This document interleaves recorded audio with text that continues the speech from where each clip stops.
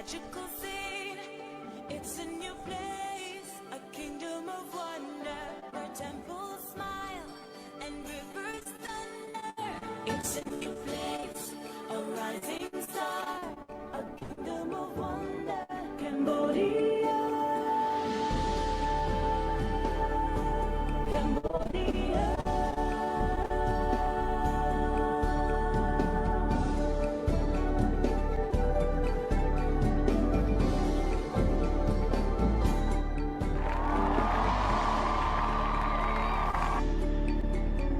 Enter our realm, discover the light, a blessing of gold, enchanting its night. It's an adventure, a kingdom of wonder, a magical spell you've fallen under. It's a new place, a rising star, a kingdom of wonder, Cambodia. Cambodia.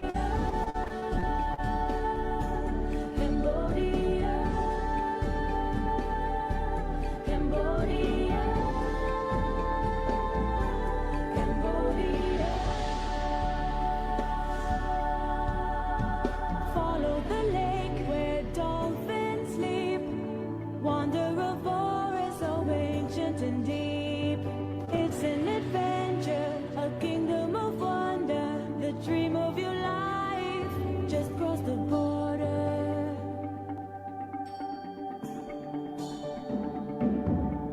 It's an adventure, a kingdom of wonder, the dream of your life. Cambodia. Cambodia, Cambodia, the dream of your life. Cambodia, a kingdom of wonder.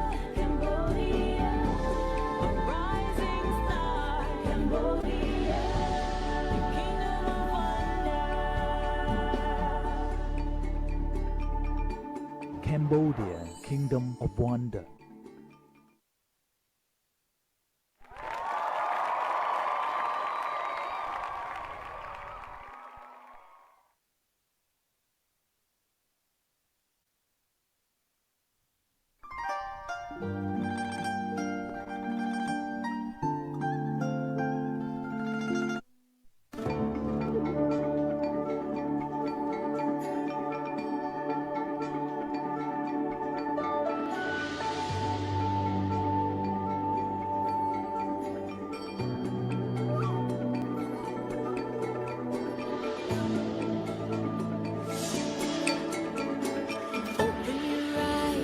Unfold a dream, witness the joy, a magical scene. It's a new place, a kingdom of wonder, where temples smile and rivers thunder. It's a new place, a rising star, a kingdom of wonder, Cambodia. Cambodia.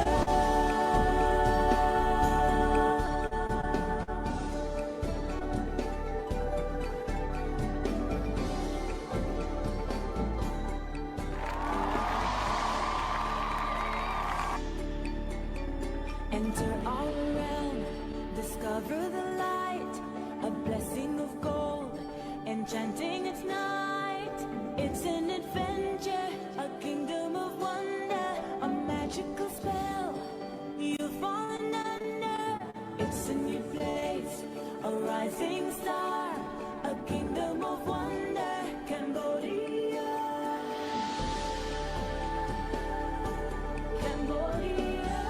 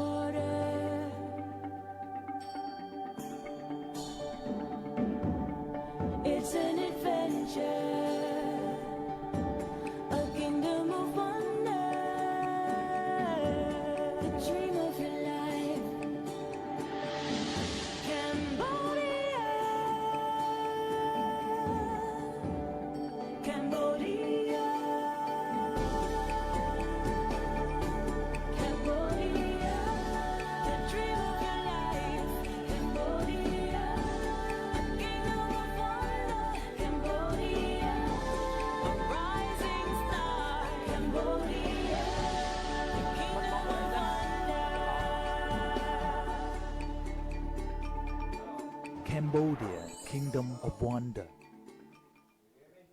You hear me?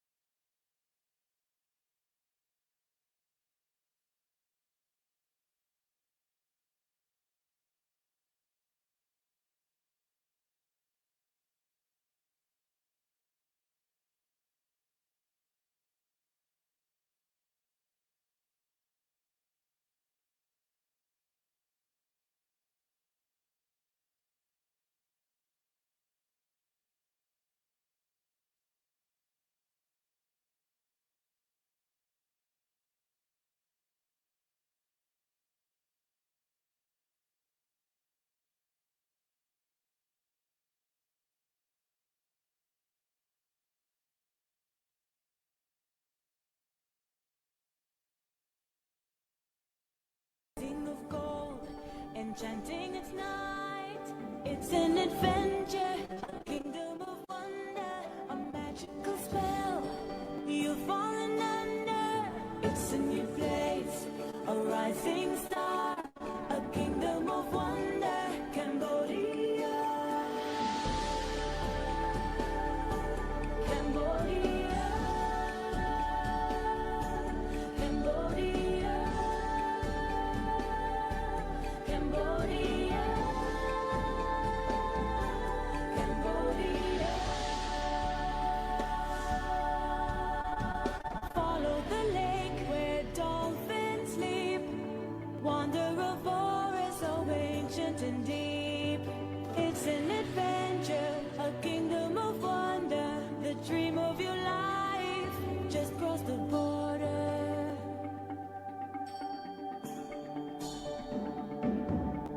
It's an adventure, a kingdom of wonder, the dream of your life. Cambodia, Cambodia, Cambodia, the dream of your life. Cambodia, a kingdom of wonder. Cambodia, a rising star.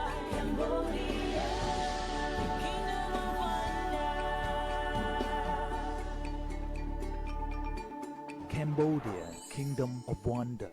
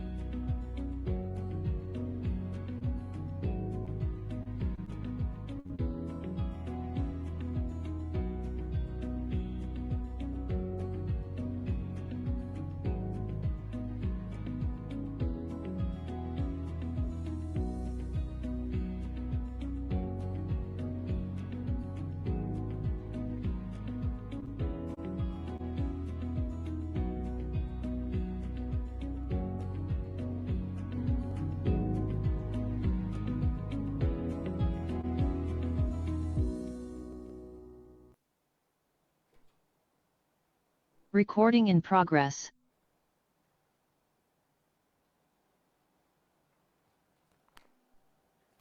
នេះខ្ញុំសូមគោរពជំរាបសួរអាយដាមលោកជំទាវគណៈប្រតិភូជាតិអន្តរជាតិអស់លោកស្រីអ្នកនាងកញ្ញាសូមស្វាគមន៍ជាបន្តមកកាន់ការផ្សាយផ្ទាល់សមាជលើកទី23របស់សមាគមអ្នកវាយតម្លៃអចលនវត្ថុអាស៊ានដែលមានកម្ពុជាជាម្ចាស់ផ្ទះ Chief delegates, participant members, distinguished guests, ladies and gentlemen, welcome back to the 23rd ASEAN Valuers Association Congress hosted by Cambodian Valuers and Estate Agents Association live from Phnom Penh, Cambodia.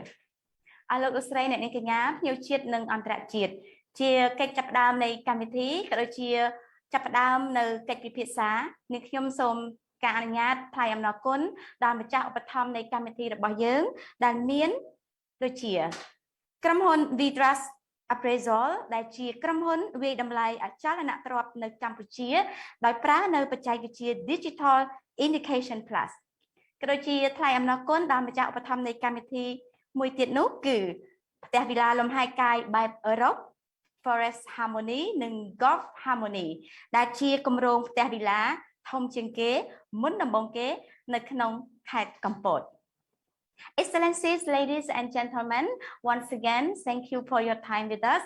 And before we begin the live panel discussion, I would like to take this opportunity to thanks to our special sponsors such as Vidras Appraisal as Indication Plus, Luxury Holiday Villas, Forest Harmony and Golf Harmony, the first and biggest holiday villas project in Kampot, Cambodia. លោកស្រីនាងកញ្ញាសូមអនុញ្ញាតយកឱកាសនេះដើម្បីចូលរួមជាពិសេសសម្រាប់លោកអ្នកនាងដែលជាសមាជិកសមាជិកានៃអង្គសមាជយើងខ្ញុំដោយយើងនឹងចាប់ផ្ដើមជាមួយនឹងកិច្ចពិភាក្សាទី1នៅក្នុងនោះចាយើងមានអ្នកសម្របសម្រួលកម្មវិធីចាគឺលោកមេសានេះខ្ញុំនឹងប្រកល់ភារៈបន្តជូនដល់លោកស៊ុនមេសាដើម្បីលោកបន្តដំណើរនៅក្នុងការផ្សាយផ្ទាល់នៃកិច្ចពិភាក្សារបស់យើង Excellencies, ladies and gentlemen, I would like now to hand over the panel's discussion to our moderator, Mr. Sun Mesa. Please, Mr. Mesa. All right, thank you, Ms. Zana, for your introduction, a very warm and brilliant introduction. Thank you, everyone, and welcome to our first topic discussion on evaluation in the mid of pandemic. I believe that our panel guests enjoy your lunch, and I believe that no one have no lunch yet. All right, so we have 4 guest speakers here, one from Cambodia, one from Indonesia, one from Malaysia, and one from Singapore, and moderator from Cambodia as well. All right, so let me welcome Mr.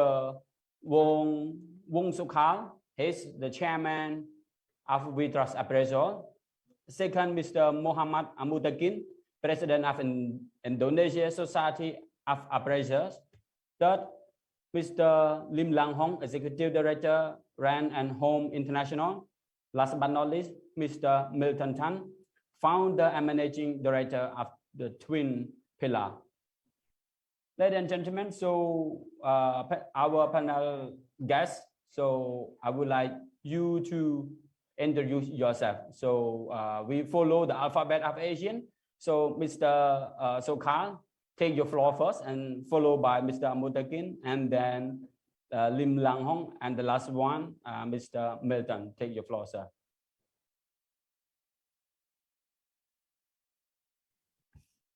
Okay, good afternoon. Mr. Sokal, are you with us? You can hear me?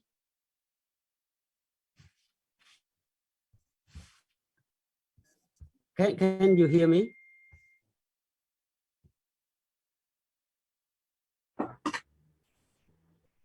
Can you hear me? Yes, we can hear you. All right. So again, good afternoon. Your Excellency, Dr. Ponmanirwat, Deputy Prime Minister of Economy and Finance, Soknim, President of AVA, and also members, ladies and gentlemen. My name is Sukhein, and thanks for Mesa for arranging this kind of opportunity for me to join this AVA 23rd events. And I'm as a chairman of VTrust Appraisal, and as well as chairman of SHG Finance. And I also hold a couple of independent directors in Wing Bank and also in Daiichi Life Insurance, Japan. In addition to that, I also have various board advisory roles, including in the financial service, real estate, investment, insurance, and technology. So thank you very much for my opportunity to introduce myself. Thank you. Thank you, Mr. Sokhein. So, Mr. Amutagin, please. Okay, thank you, Mr. Mesa. Good afternoon and assalamualaikum to all of participants. Our President AVA, our panelists, our moderator, and all of the participants. Thank you very much for the opportunity for me to the panelists of this discussion. My name is Muhammad Adil Mutakin. I'm President of Indonesian Society of Appraisal, or we call it MAPI, Masyarakat Profesi Penilai Indonesia. And now I'm managing partner of the Mutakin Bambang Purwanto Rojak Uswatun valuation company we established in 2009. Okay, I think my short introduction. Thank you. Hi, Mr. Amutagin. Yeah, we know your association very well, MAPI. So now, Mr. Lim Lang Hong, take your floor, sir. Yes, sir. Thank you for this opportunity to meet all the people. Yeah, there's a challenge on the echo and the sound. And this morning I saw 800 over participants, but now it's only 482 for their afternoon nap, siesta time. I'm a graduate in land economy from University of Aberdeen. I'm already 62 years old, so looking at retirement very soon.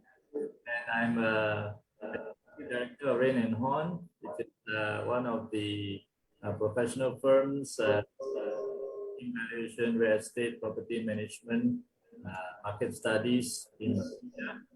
And I'm also in the exco of Persatuan Penilaian Swasta. We call it the I behind. We don't encourage drinking Pepsi, but we are MAPS, not for Private Valuers Association. All right, let's have a good time together. All right, thank you. Thank you, Mr. Lim. Last but not least, our honorable guest speaker, Mr. Milton Tan, founder and managing director of Twin Pillars. Thank you. And good afternoon, Mr. Chrek Soknim, President of AVA. And good afternoon to all the chief delegates as well as distinguished guests. It's a pleasure to be invited just to be a panelist. Well, basically I'm a founder and also the managing director for Twin Pillars. We do business assets valuations, specializing in plant and machinery. Yeah, so feel free, anyone who wishes to know more about plant and machinery, you may always, give me a call, have a chat, or send me an email. All right, so let the show begin. Okay, thank you, our honorable guest speaker. So, like we known earlier, that our guest speaker from 4 different countries. So we will understand deeply on the topic evaluation in the mid of pandemic, whether how it is in Cambodia and how it is in Indonesia, how it was happened during the pandemic in Malaysia, and how it was happened in Singapore. So first of all, I would like to invite Mr. Sokal. I have 2 questions for you, but one I ask from once at a time. So Mr. Sokal, how did we trust found out any challenging and opportunity during the pandemic for these 2 years?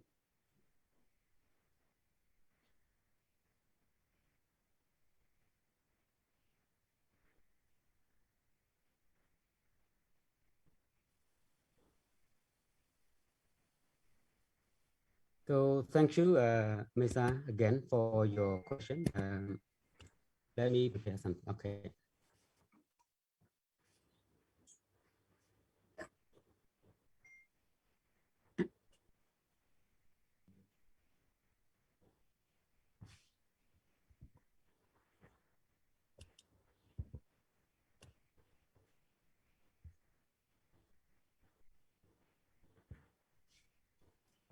All right, so can everyone hear me?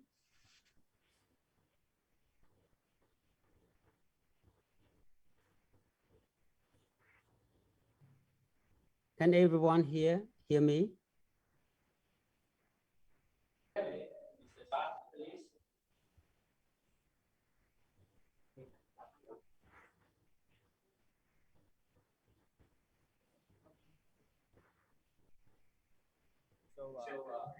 Everyone, our guest, Can you because hear me? we doing presentation online, so make sure that everyone connected to the internet, and yeah, be careful with your mic. You need to turn on before you talk. Thank you, sir. All right. Milton, you see my slide? Yes, I can see your slide. Yep. All right. So thank you, Mesa, for your question on what will be the challenges and the opportunity during our COVID-19 starts in 2019. So as you have seen, we are no different with other countries when we in COVID-19 situation. So you may face a travel limitation. And same time, you may have no in-person meeting, as well as certain businesses, the business operation will scale down. And another challenge will be you lack of skill and talent, resources, and many more challenges. In addition to that, there are also partly or fully locked down in certain countries and in the world. You might not be able to cross country, all right? And the worst case scenarios are happening as well in many countries. Certain business were closed. So there's many more challenges happening during the COVID-19 last couple of years. However, we also found there are a few opportunities that we have seen, and those opportunities you have seen that they are looking to have an eco credit needs. So meaning that a consumer may not be stopping asking for liquidity and financing. On top of that, certain developer, they would like to grow their eco development at a strategic areas to serve their consumer needs.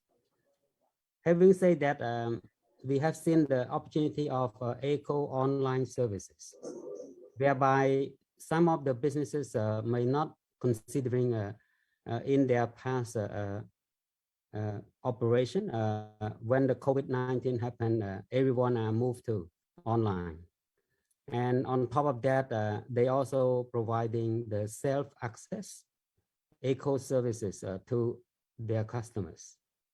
And last but not least, we have seen a lot of requirement also that the property valuation from the independent body, like all of us here, because normally the buyer or seller may have a different perspective, like some presenter this morning have mentioned. But we are a professional real estate expertise, so we provide our independent opinion on the property valuation, so to serve their needs order. So with this challenge and opportunity, we are looking to have some solutions to serve during the COVID-19. Okay, so that's all from me, Mesa. Thank you.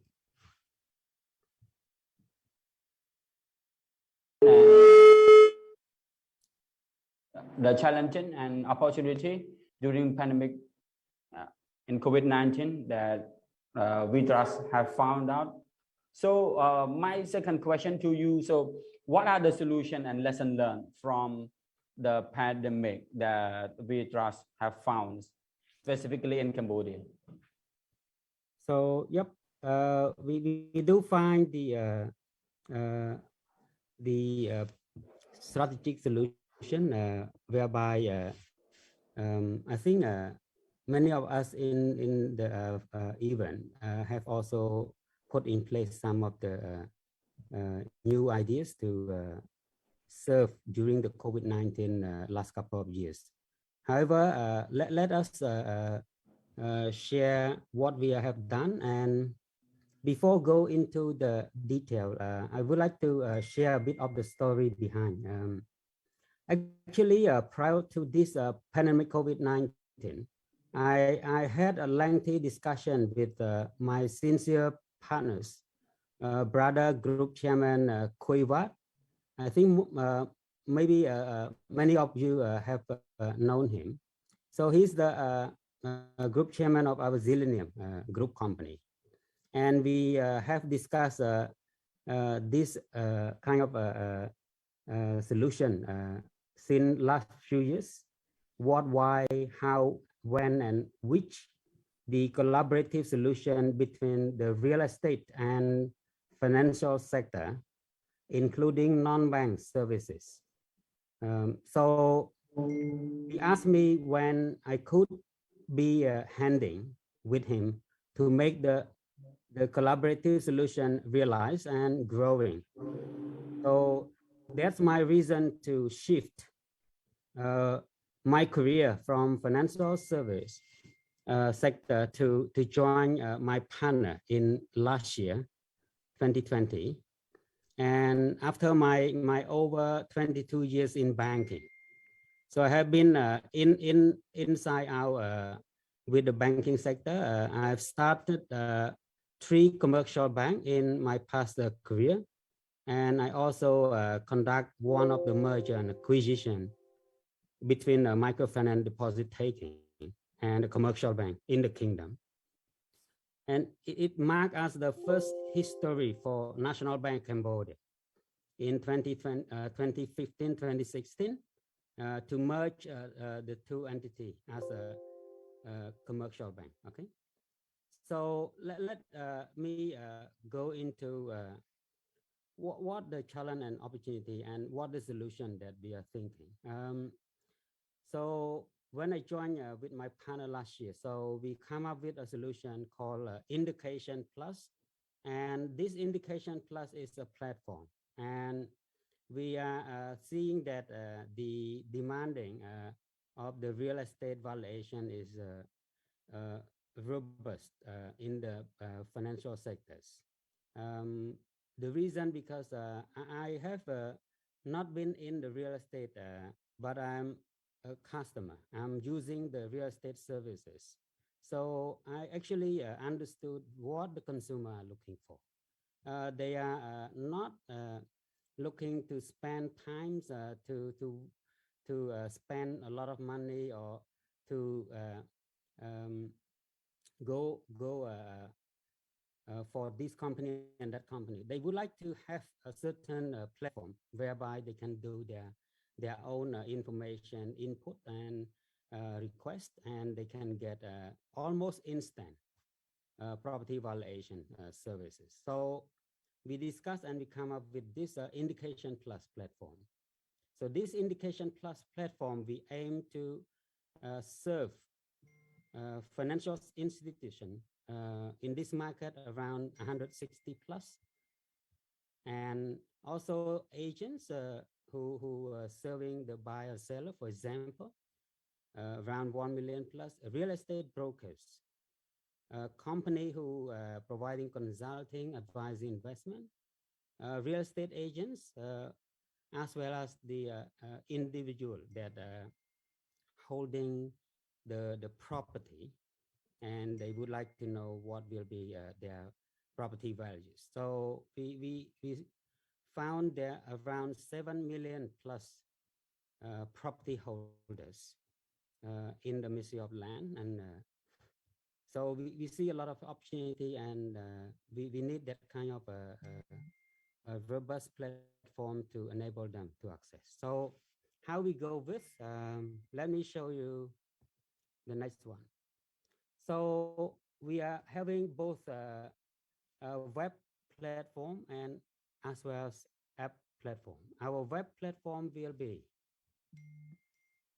so we will be serving the customers and who are required in a list of the property, who want to manage their internal users, for example. So we have user level management, and they would like to have the reports to analyze, to understand their performance, for example.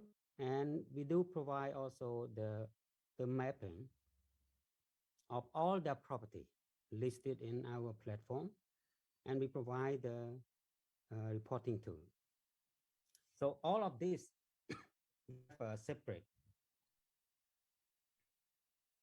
our user. So for the web platform, the user will be for financial institutions, various consultant firms, real estate brokers, and the agent of the real estate. Mr. Sukhein, can you have 1 minute to finish your, because we about 20 minutes now, and we have other 3 guest speakers waiting. Sorry. So we also are providing app platform, and the key feature will be around the individual customer holding their cases, and they want to have a reports, they want to have a map of their property, and they would like to analyze their property as well. So individual, these agents, brokers, and agents of the real estate will be able to use it, and we will be in minutes. We will issue the valuation reports to them. And last but not least, this is the benefit of their access. So both corporate and the individual will able to take this kind of benefit, self and direct access their service. They can have their value, location, and map property instantly, and they have a sale recovery history data. They can check what will be the last year or a couple of years of this property holding. They also can leverage the real estate marketplace when we roll out our marketplace next year. And also they can do a personal real estate and personal finance management in our platform. And last but not least, so they will be able to self-manage their own information and documents. So digitally, they can store their title deed, the property ownership title. So everything is in one. So they will be enjoy this kind of platform. So we have been rolled out for our web platform already early this year, and especially the financial institution have been using very effectively. So that's all from me, and thank you very much for your attention, and feel free to have any question. For that. Thank you very much, Mr. Sukhein. We believe that we will have another question for you, but now I would like to move to Mr. Milton Jan. I have one question for you. Can you during the pandemic 19, what are the top key challenges during pandemic 19 for valuation for the property? Can you share us?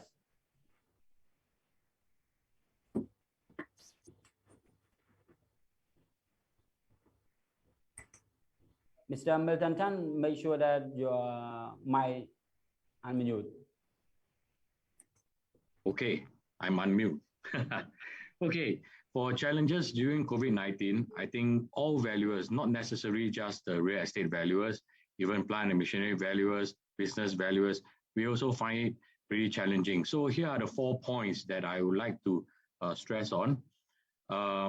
They are availability of market information, volatility, market volatility, validity period for your reports, as well as work arrangement due to travel restrictions. So these are the 4 key elements which I find that is really important. Now, for the availability of market information, what we are trying to say here is that the recent latest transaction may not necessarily reflect the market going forward, or perhaps when you are at the start of the COVID-19, let's say at somewhere around March or April, where everything was sliding, and your last transaction could be, towards the end of 2019, So things like that, you are actually still taking a pretty high transaction as part of your historical records while you are doing your valuation. So I think with that, I think it is not truly reflective. But and even if you are doing a valuation now in 2021 on the Singapore context, and if your transaction is like, let's say, end of last year, beginning of this year, that will actually give a slightly lower value. But of course, this is where you have to, look forward into the future. And now that there's a certain recovery stage, but again, what is really intriguing and really irritating is that this COVID-19 causes the country to open up. Next thing, you have to close down and shut down and then open up again. And, it is pretty erratic in that area. All right. So, and that really causes the part of the market volatility as well. There's uncertainty in the market movement. Are things going to be well? You look at the oil industry. Nobody knew that you would go negative in I think somewhere in April 2020. Then the next thing, there's supply chain issues, logistics issues and things like that, which affects the entire market. So the market trends may not necessarily be reflective in these 2 years. But again, it doesn't mean that we can't, use it, but use it with caution, use it with care. And of course, we definitely want to see a positive sign, that COVID-19 will be gone, hopefully soon.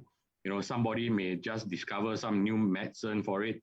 And now that I think most countries are quite fully vaccinated. So I think that would actually help in opening up of all the borders, right? And coming to the validity period, and because of all these lacking of information, market volatility, now in the past, your valuation report can be, let's say, last for 1 year. But I noticed in 2020 and even till now, every valuer has actually shortened the validity period to about 3 months, because what we can see now is right now, this period of time, between 3 to 6 months, that's about it. So I think for the purpose of the valuers being cautious about it, definitely we have to shorten the validity period of the valuation reports. And even the banks or even the stock exchange, they actually, do ask for certain updates on the valuation of the property, plant and machinery, and so on.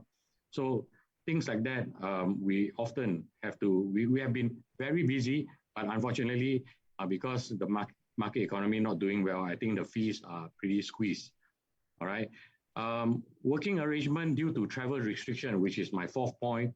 And if you notice, this has caused lots of challenges, especially for inspections. You know, one moment everything is locked down. You know, next moment you are not allowed to visit certain places with more than 2 persons. You have to make all the necessary arrangement and so on. You know, you got to wear mask. Sometimes you got to wear full PPE. Everything. You know, so this has actually caused a lot of travel work arrangement and restriction. You are not supposed to work from office. You are supposed to work from home. You know, and it so happened that I mean, based on my experience, I had a valuation in Vietnam. Luckily, we had our own internal partners to actually carry out the inspections for us in Vietnam. But even then, on a local, national basis, they even have different district lockdowns as well. So, you know, and it so happened that during that period of time where we wanted to do inspection, you know, my local partner over there said, "Oh, sorry, you know, Milton, we can only start the inspection, you know, about 2 weeks time." And I say, well, no choice. Yeah. So with that, I think these are the 4 challenges. Yeah. You know, that I can. We have only 10 of. minutes more, and we have to guest speaker everything. So, Mr. Milton, you have 1 minute so to finish. that's where I end. Yeah, that's right. I'm sorry to interrupt you. I'm sorry. No problem. Anything else? No, I think we have for you only one question. Yes, and thank you for your sharing on the top key challenges during the pandemic.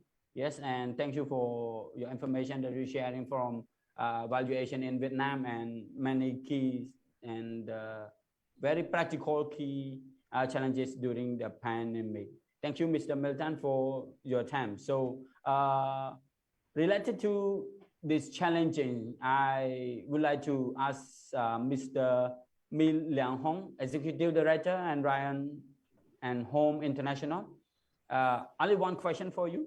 What is the method of valuation for the hotel after pandemic? Because there's no visitor for the last 2 years. So what is the method then, Mr. Lim Lang Hong? Thank you very much. I tell you a real thing, right? The COVID-19 is just like you're in the room right now and the light is switched off. What are you going to do? That is COVID-19. You can't see anything. You don't know where to walk. And that's how we felt when the lockdown happened, when COVID-19 was announced. And we had a real situation where the client asked us to value a hotel, in fact, 2 hotels, and in Phuket and Singapore as well. So the valuation was done before COVID, 2019. And then in 2020, they request for revaluation. You know, the panic, we are stricken. Yeah. You know, you are the valuer now.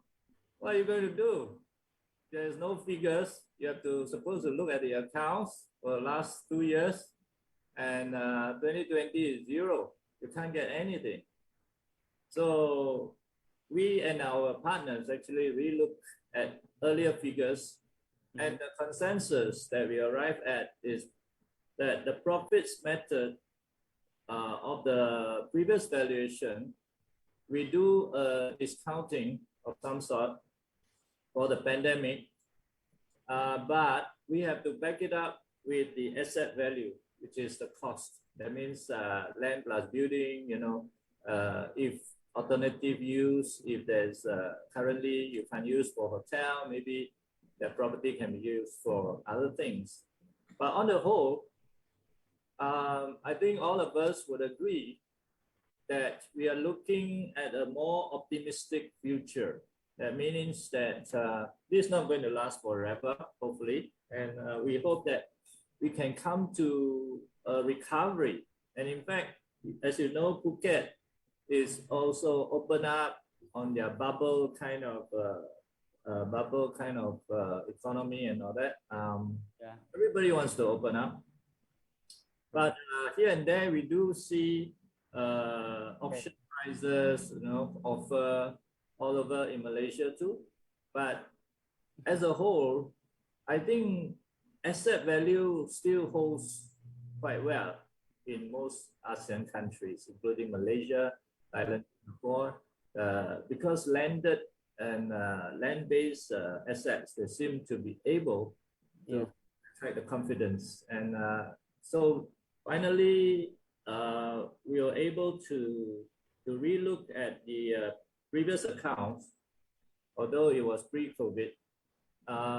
We did a discounting on it, but not so much. We give about 15 to 20% off the kind of occupancy rate and all that. But the real situation is that some of the hotels in Malaysia and Singapore, they finally had some income through their quarantine center. They use it as quarantine center. So that was also a saving kind of method for them to recover some income. And some hotels are able to survive through that period of time. And therefore, our valuation, in a way, is not wrong when we say that we use. You have 30 seconds to finish. I'm sorry. I'm really sorry. I really I really love your sharing, and I would like to have 2 hours for discussion, but actually we have only 4 minutes for sharing. So please try to finish it, because timekeeper just alert me every time. Yes. Okay. So I think in whatever you do, please remain calm, whether it's COVID or other kind of circumstances. Don't panic, and then you'll be able to overcome your problem. So that's it. Thank you. Okay, thank you very much, Mr. Lim Lang Hong. I think everyone here, if you have any question, message him directly through Zoom, and can get a contact from Mr. Sukhein and Mr. Lim Lang Hong. So my last question to the President of Indonesian Society of Appraisers, Mr. Amutakin, your advice: what should valuer do in conducting appraisal during the COVID pandemic to deal with the property that is the market uncertainty? Your floor, sir. Okay, thank you, Mr. Mesa. As we know, COVID-19 pandemic has a big impact for the valuer provision directly or indirectly. It gives us a limitation on activity, limitation on inspection and access to the property, limitation interaction, intensive interaction with the client, limitation data and information, and limitation for the market data. This condition causes the uncertainty property market, which finally will influence the market value of the property will be valued. In this situation, valuers are still expected their opinion always independent, objective, professional, and accurate. Regard with the pandemic COVID-19, International Valuation Standard Committee and many valuer professional organizations like Appraisal Institute, RICS, API, NZI, PI, and include in Indonesia, MAPI, and Center of Final Profession Supervisory has released a statement to alert the valuer to be careful and prudent to do the assignment of this condition. So what should valuer do in this situation? Valuer have a professional duty to keep up to date with the latest government and regulatory requirement in their jurisdiction and locality. Failure have to pay attention in procedure and health protocol in conduct the valuation. So we have to take a responsibility approach to valuation, inspection, and investigation that prioritizes the safety of the general public and those undertaking the work. As we know, in the valuation has a three-step activity. The first is define scope of work. Implementation include inspection, investigation, data analysis, use of the methodology, and the third is in reporting. In every step, we have to careful and prudent to do this work. In the scope of work, usually if we get requests from client to do evaluation, we have to ensure the scope of work. Ensure that is there any limitation to do site inspection of the property? Is the property can be inspected or not? The second, we must ensure the availability data and information of the valuation object. And then we have to ensure the availability data and information related to the object. The limitation of the nature and context extent of the value work, including any restriction on inspection, should be specified and agreed in the term of engagement or in the scope of work.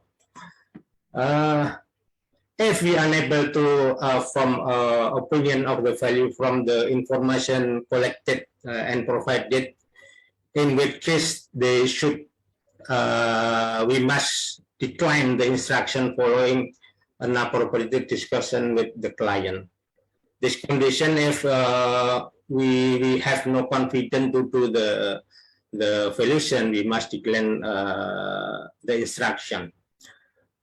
Then failure should carefully consider the liability under any instruction, including whether this is impacted by any limitation, restriction, or assumption.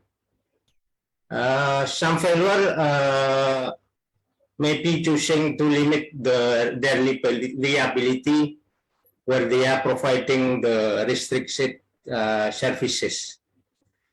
In the implementation, including inspection, including data compilation and analysis, if the object of valuation limited inspection, the failure has to state within the scope of the assignment or in the approved minutes by the parties. If we can do the inspection, we can do a desktop valuation with a limited valuation. This is can be done if we do the reappraisal.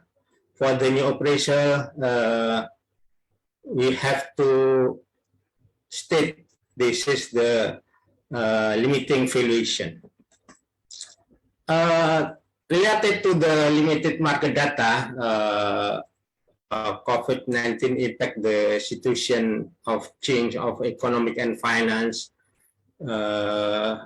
It's had an effect on uncertainty data and indicator of finance and economic. So failure can use secondary data accessed by electronic media or virtual, or the analysis has to be done carefully. All right. Yeah. If the object of valuation can be inspected and verified, failure can categorize the valuation to limited valuation. Okay. It has to follow procedure in valuation standard. All we have to follow the standard. Okay. In use of assumption, Failure must be careful in using assumption and always state limitation. Is there any influence considered or not? Okay. Yeah, this limitation must be informed in the appraisal report.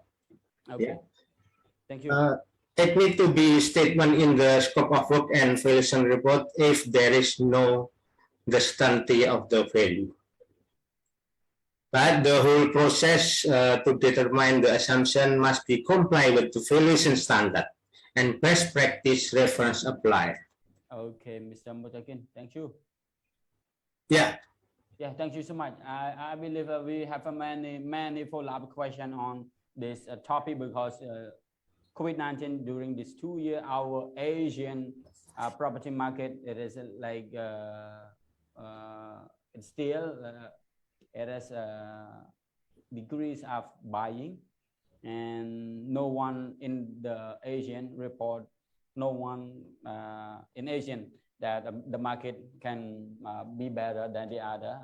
Most of us are stuck in the market. But anyhow, I think everyone, ladies and gentlemen in here, or the guest speaker outside, or the people from Asia, if you want to have any question, please ask them.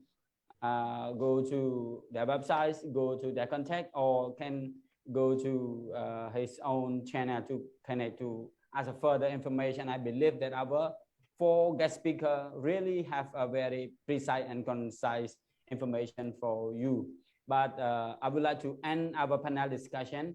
And before we ending, can our technical team make a photo for us? Yes, before ending, right? Yes, a very good thing.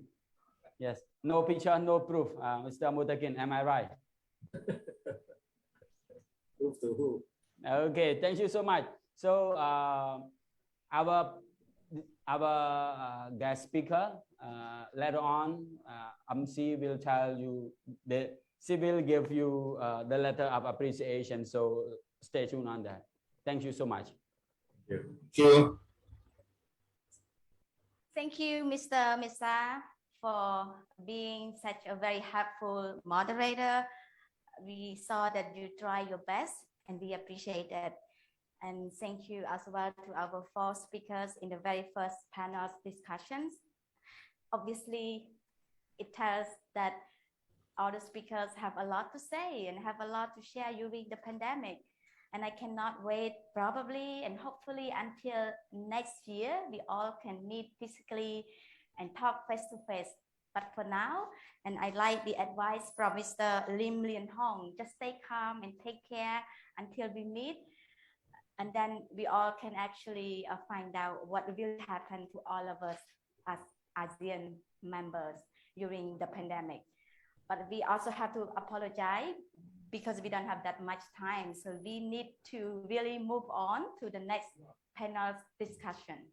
So ladies and gentlemen, our Congress today has been very active. We have so many participants joining us live. We received a lot of questions, and I hope our speakers will take their time to answer the questions and to make everybody satisfied and happy with our event today. Well, looks like the next moderator is now ready. So I would like to hand over this session to Mr. Lun Borey. Mr. Borey will take over and will look after everyone. Please, Mr. Borey. Thank you. So, a very good afternoon, Excellency, ladies and gentlemen. Again, I'm Professor Lun Borey, advisor to the AVA president. And of course, it's my sincere honor to facilitate the second panel discussion, focusing on the challenge on the application regulation during this pandemic. So as we already run through our 3rd AVA Congress, I am sure this morning you guys have already listened, speak up, share from many speakers across different countries in Asia. So we do believe that these 40 minutes discussion will enlarge discussion to the rest of the participants. So not to take more time, let me introduce our guest of honor. Of course, our first panelist is Mr. Singh Piwat.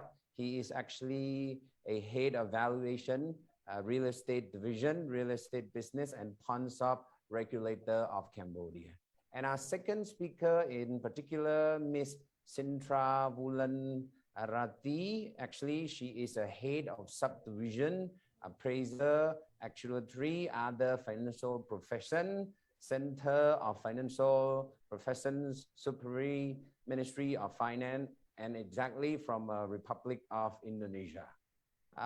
Third speaker is Kitty Palpa. Kitty is enough. Kitty is enough. Pivong, actually, he did a wonderful presentation this morning. I appreciate you very much, sir. It's an honor. Actually, he's a vice president of Valuator Association of Thailand, our very neighboring country, as a good friend. And last but not least, of course, Ms. Wang Heng Lee, first vice president, Singapore Institute of Surveyor and Evaluator. By looking at our four speakers, we do believe that even it's going to be a little bit short, but I'm sure that our discussion is going to be amazing. So let's start by giving a floor to our speaker, short introduction. I'm sure you guys want to say more. Let's keep it short, clear, clean, and wonderful. Of course, start from an Asian alphabetical order. I will give a floor to our Cambodian friend, starting with letter C, Mr. Singh Piwat. The floor is yours, please, sir. Just a quick, short introduction. Thank you. Yes, thank you, Mr. Beret. First of all, I would like to appreciate the leadership of the ASEAN Valuers Association, the Secretariat, and member of AVA for preparing such a wonderful Congress. And I would also like to extend my sincere gratitude to His Excellency Juana, Director General of Real Estate Business and Pawn Shop Regulator, for giving me the opportunity to join this Congress. And I have a great honor and pleasure to attend this Congress as a panelist on the second topic. Thank you. Okay, so thank you very much, Mr. Piwat. Of course, we go to the next one is our Indonesian friend. So why don't you give us a short introduction, please? Come on. Thank you, Professor Bori. Honorable President AVA, Mr. Chrek Soknim, distinguished Chief Delegate and all delegates of AVA countries, and honorable panelists, Mr. Sanctified, Mr. Kitty Patpokpibo, Mrs. Kwang Heng Lee, and honorable all participants, good afternoon for all of you. My name is Chitra Bulan Ratri, and I'm here on behalf of Center of Financial Profession Supervisory, Ministry of Finance of Republic of Indonesia. Currently, there are 3 professions under our authority. They are profession in accountancy and actuaries and also appraisers. Currently, I am the head of subdivision of appraisers, actuaries, and other financial profession. I'm delighted and I'm honored being here to share the challenge on implement the regulation related failure during the COVID-19 pandemic in Indonesia. Thank you, Professor Bori. Thank you very much, Citra. So having Singapore friends here is wonderful. So as part of Asian, of course, when we are talking about regulation, Singapore would be #1. We know, we all know. So now let's start from our next friend, Wang Heng Lee. Please give us a short introduction.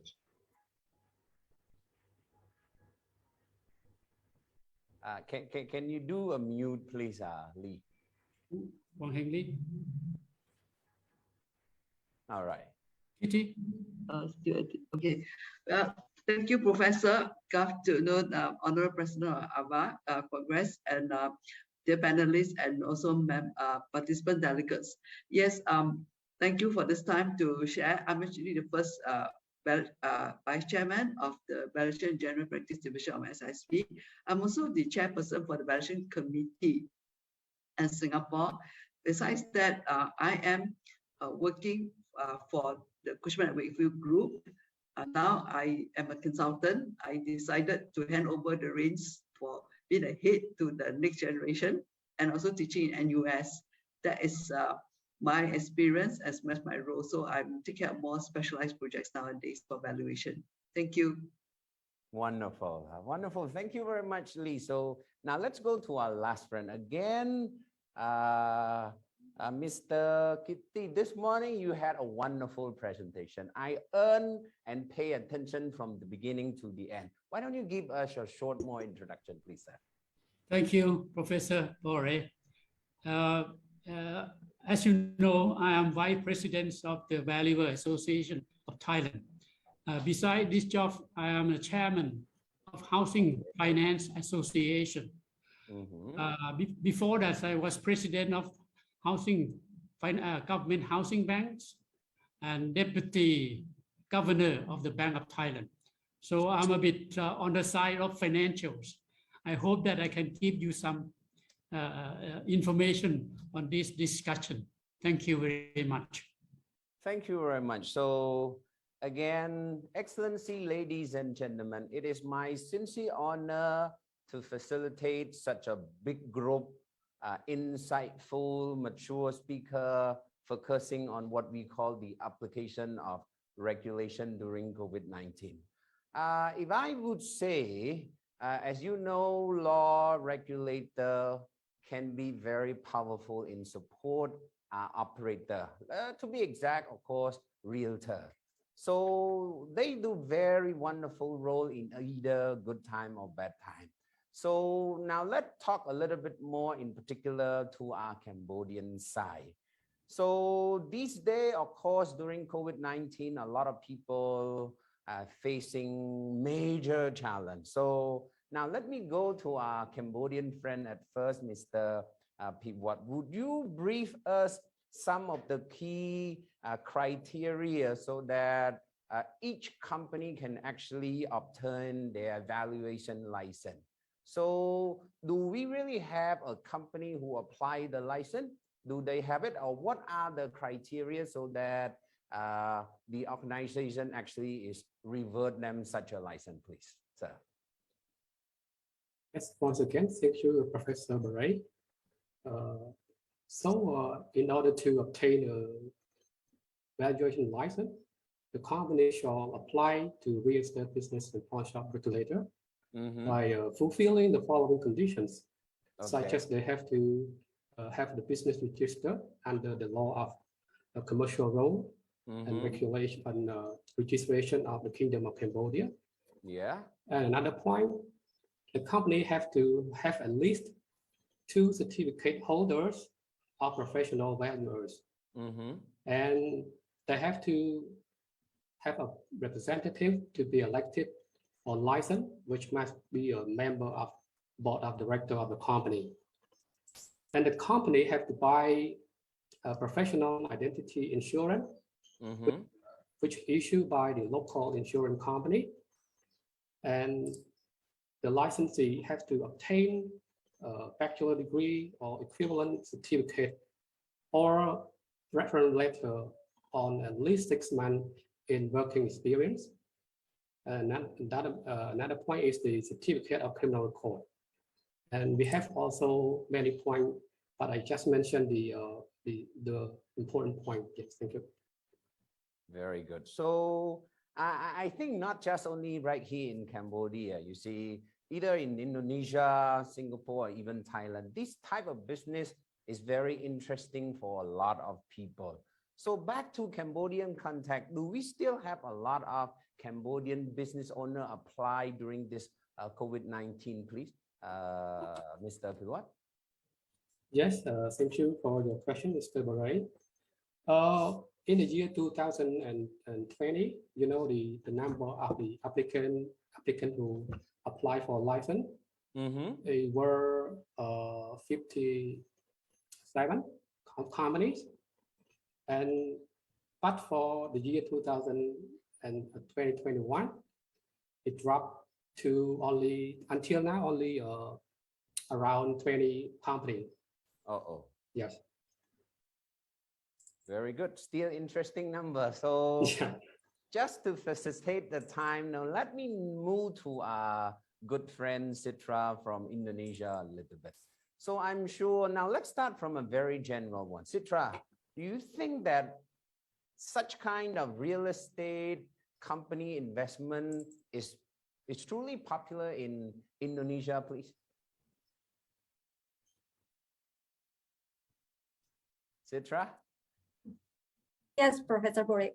Sorry, can you repeat the question? I mean, let's start from a general question. Is it a lot of business owner, a lot of business people, they are interested in doing business in real estate investment, right? Right there in Indonesia. Yes, actually, the real estate market in Indonesia is still growing. Mm-hmm. Yeah, although before the pandemic, the trends looks slow down.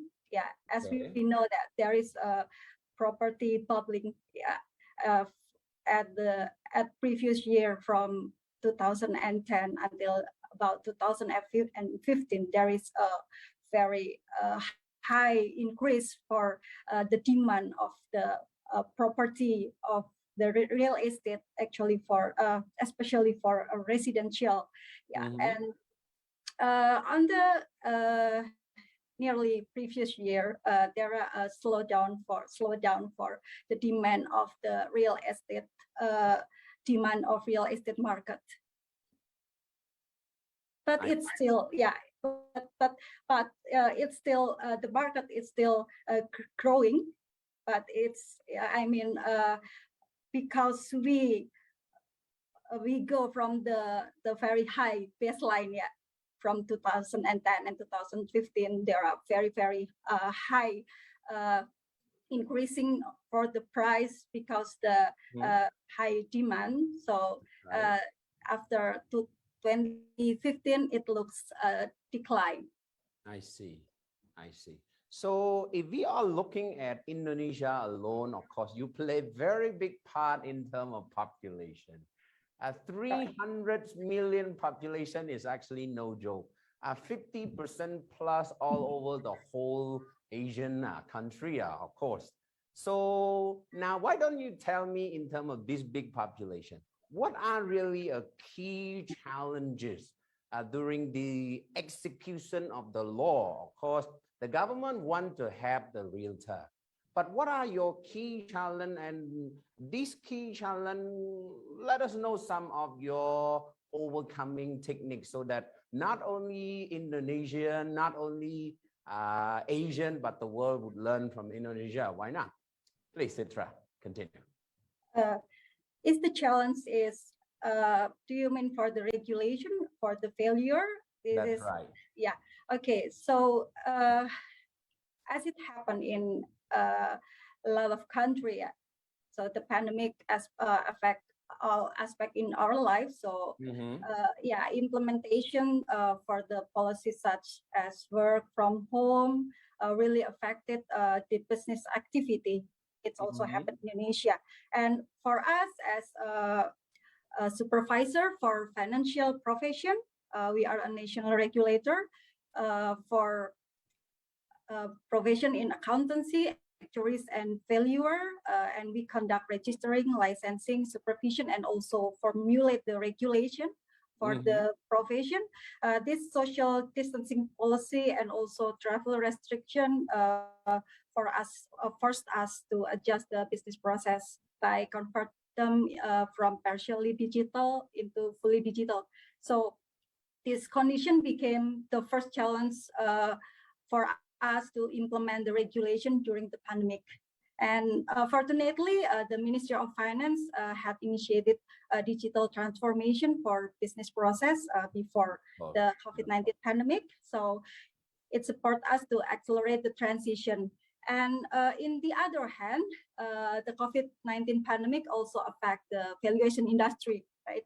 And as mentioned before by Pak Mr. Mutakin, and not only the operation issues such as limitation to operate and limitation to do inspection, the economic downturn caused by COVID-19 pandemic fairly affect demand for valuation.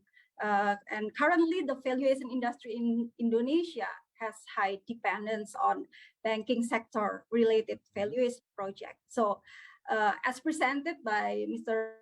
Harizul earlier, the 83% valuation project related to the bank assignment. So since the pandemic had already affected nearly every business, it led to decrease in the demand for collateral valuation.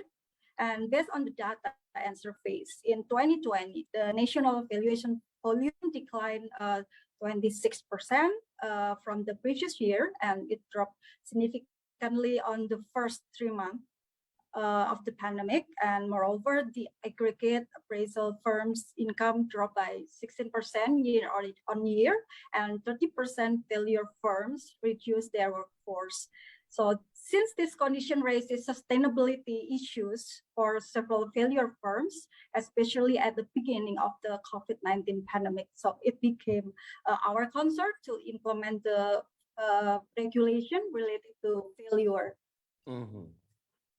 Very nice. It's such a wonderful and insight sharing, Citra, again from Indonesia. 300+ million population is actually no joke. Now let me jump a little bit to a good friend in Singapore, of course.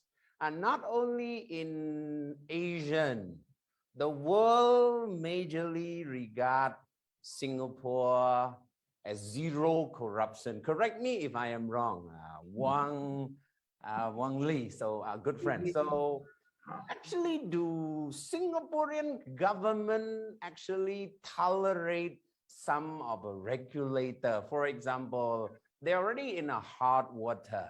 They are already in a hard time. Actually, does really Singaporean government or regulator tolerate or have some part of the new joiner in actually want to get their license? Please, Lee. This is a wonderful question, I'm sure. Thank you, Professor. Basically, for Singapore, like regulators, before they even can get the regulators to get the license, they actually pass through SISB. So for that matter, the member or those who aspire to become a licensed valuer, they need to be a probation member SISB, and then they have to clock 2 years of the experience. Then after that, the committee in SISB will assess whether they're eligible or they have meet the standards to become a valuer, to become a member of SISB under the valuation division of the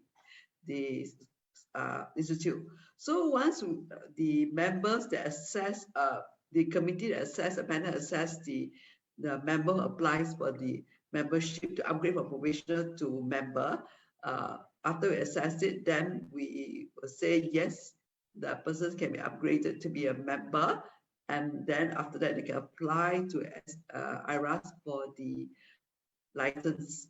So that means they cannot straight away get the license to via IRAS, which is the Inland Railway Authority of Singapore, which is the regulator that issues the license.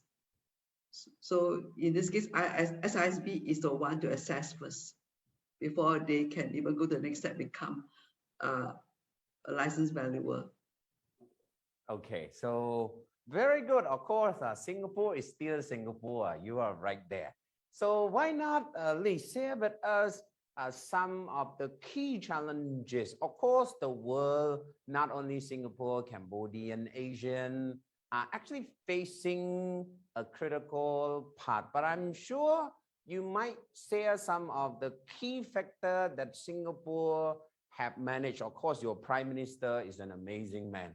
He managed to deal with a lot of things. So in particular on real estate or regular side, from the government, from the operator, what are the major part and how can you guys actually overcome it up until now, please, Lee? There you go.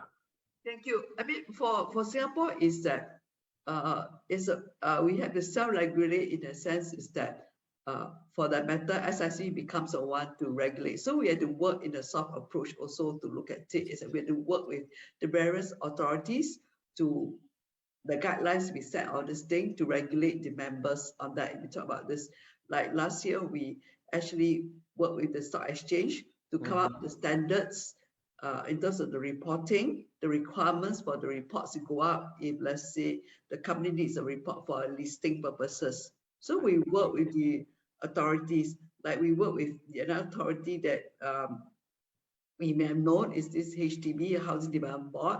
For them to want to admit valuers into the panel, they have to be a member as ISV. They have to be members of firm and for that matter. So that is where we work with the governments, the authorities to regulate the profession on that. So we have to go through the soft approach, you can say that, not just by the act itself, to regulate the profession. I see. Yeah. Thank you very much, Lee. So now let me jump next question to a very good neighboring friend from Thailand, Mr. Gitti. Of course, we all know Thailand is part of the world tourist destination. For more, for less, you guys actually been affected. So how is the country recovery so far, sir? Instead of the country economic tourism, of course, does it really affect much on the real estate side, both the government and the operator, please, Mr. Kitty? Yes, with much difficulty, because the tourism, as you know, is a major part of the country's income in the past. That's right. Now it's all disappear. So the industry that's involved with tourism, even if we open up a little bit on places like Phuket, as you know, it needs a lot of government assistance to stay alive. So actually, the government is trying very hard to help those enterprise owners to stay or to keep their business as much as possible by relax all regulation. For example, relax the taxations, give out a lot of the subsidies to help with the workers so that these enterprise do not have to let their employee go. In real estate business, the government has been have a lot of help for them as well.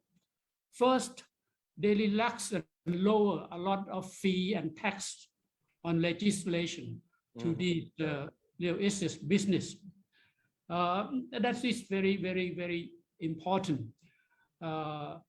And apart from that, the government rely heavily on the banking system to keep their customer loans as easy as possible. For example, the Bank of Thailand reclassify a lot of bad debt classification, so that the bank doesn't have to call their customer bad loan or NPL. Okay. Otherwise, the bank will have to call in their customer. By many relaxation on bad debt classification, the bank industry do not have to put up reserve or write off their debt, or have to take their customer to court, or ask them to repay loan when they are late. That is how we try to help the business to stay alive. Of course, there are other side of the picture. There are many investors are looking for cheap property. That's that right. Is, as you know, in a crisis, there's always problem and opportunities. and that actually the government try to relax the regulations so that the seller do not have to sell at the lower price.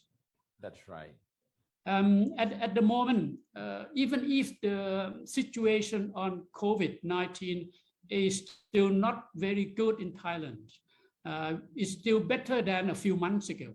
Wonderful. So the government stopped the lockdown on the business now.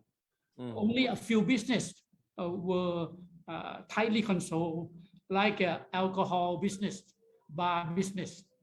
Other business are now relaxed. So actually, we hope that in the next few months, things will be better, and we don't have the fourth wave, third wave in other countries. Even in the valuation business, you know, in Thailand, I don't know whether you know that we still do not have a legal system for licensing. Oh, okay. The valuer licensed by our Valuer Association of Thailand, or we have another organization that gives special license, that is the Stock Exchange Commission. Nice. For those people who do the valuation for the real estate related company in the stock exchange. I see, I see. And that's why the regulation on the valuer in Thailand are still quite easy, except those who aspire to do valuation for the company listed in the stock exchange.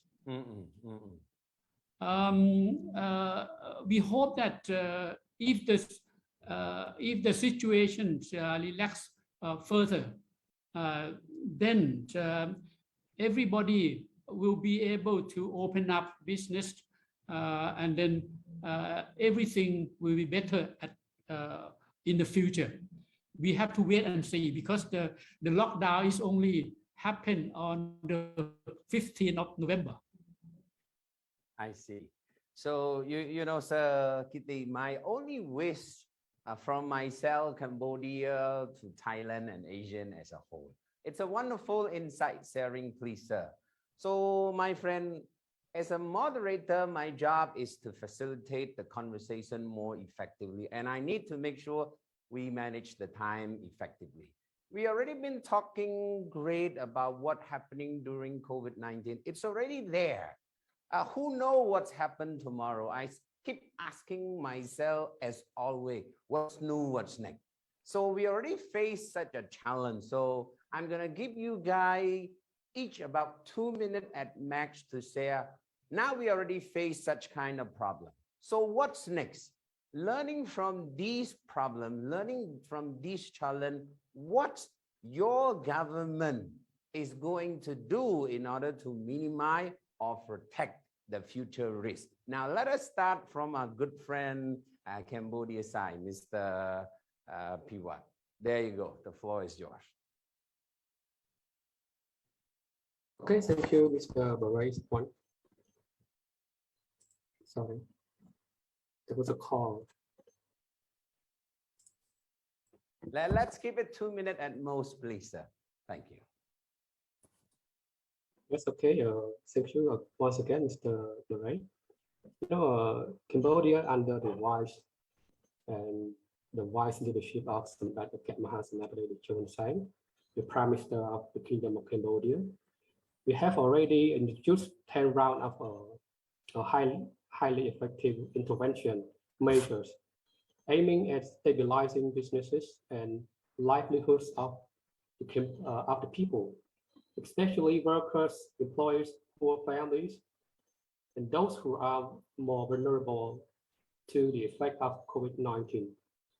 And relating to the fight against COVID-19, the royal government of Cambodia has chosen vaccination against COVID-19 as a key measure, in addition to the other important measures to control the spread of the pandemic and protect public health and save lives. You know, as of today, 88% of the population of the 16 million people who are above the age of 5 years old are fully vaccinated. And currently, Cambodia has allowed the return of all normal social economic activities, including tourism industry. Yeah, thank you. Okay, so wonderful. Thank you very much. We do hope that this kind of strategy is going to mitigate or protect our Cambodian risk. Now let's go to our Indonesian friend again, Sitra. Please, you have 2 minutes to share with us what are your government and you as a regulator yourself is going to protect future risk if something is happening like this again in the future. Yes, regarding to our task as a financial profession supervisor, we found that during the pandemic, technology has essential role to support the business process. Fortunately, since 2017, Ministry of Finance has been initiating the digital transformation. So the regulation itself already prepared to deliver the advanced services for Indonesian failure. And related to the profession development, before the pandemic, Indonesian Society of Appraisers has been developing information system to digitalize failure and also association business process in order to improve the valuation quality and to improve the service delivery. So this information system can be used by the member, and the failure firms has an option to use the digital platform developed by association or use their own platform. And this information system design integrated with our information system on purpose to provide national property database. And it was undoubtedly that COVID-19 pandemic has led us into a challenging situation, but in the other hand, the massive utilization of technology during the pandemic has improved the digital literacy, and this condition in line with our digitalization agenda. And the pandemic became the catalyst of the process in implementing the agenda.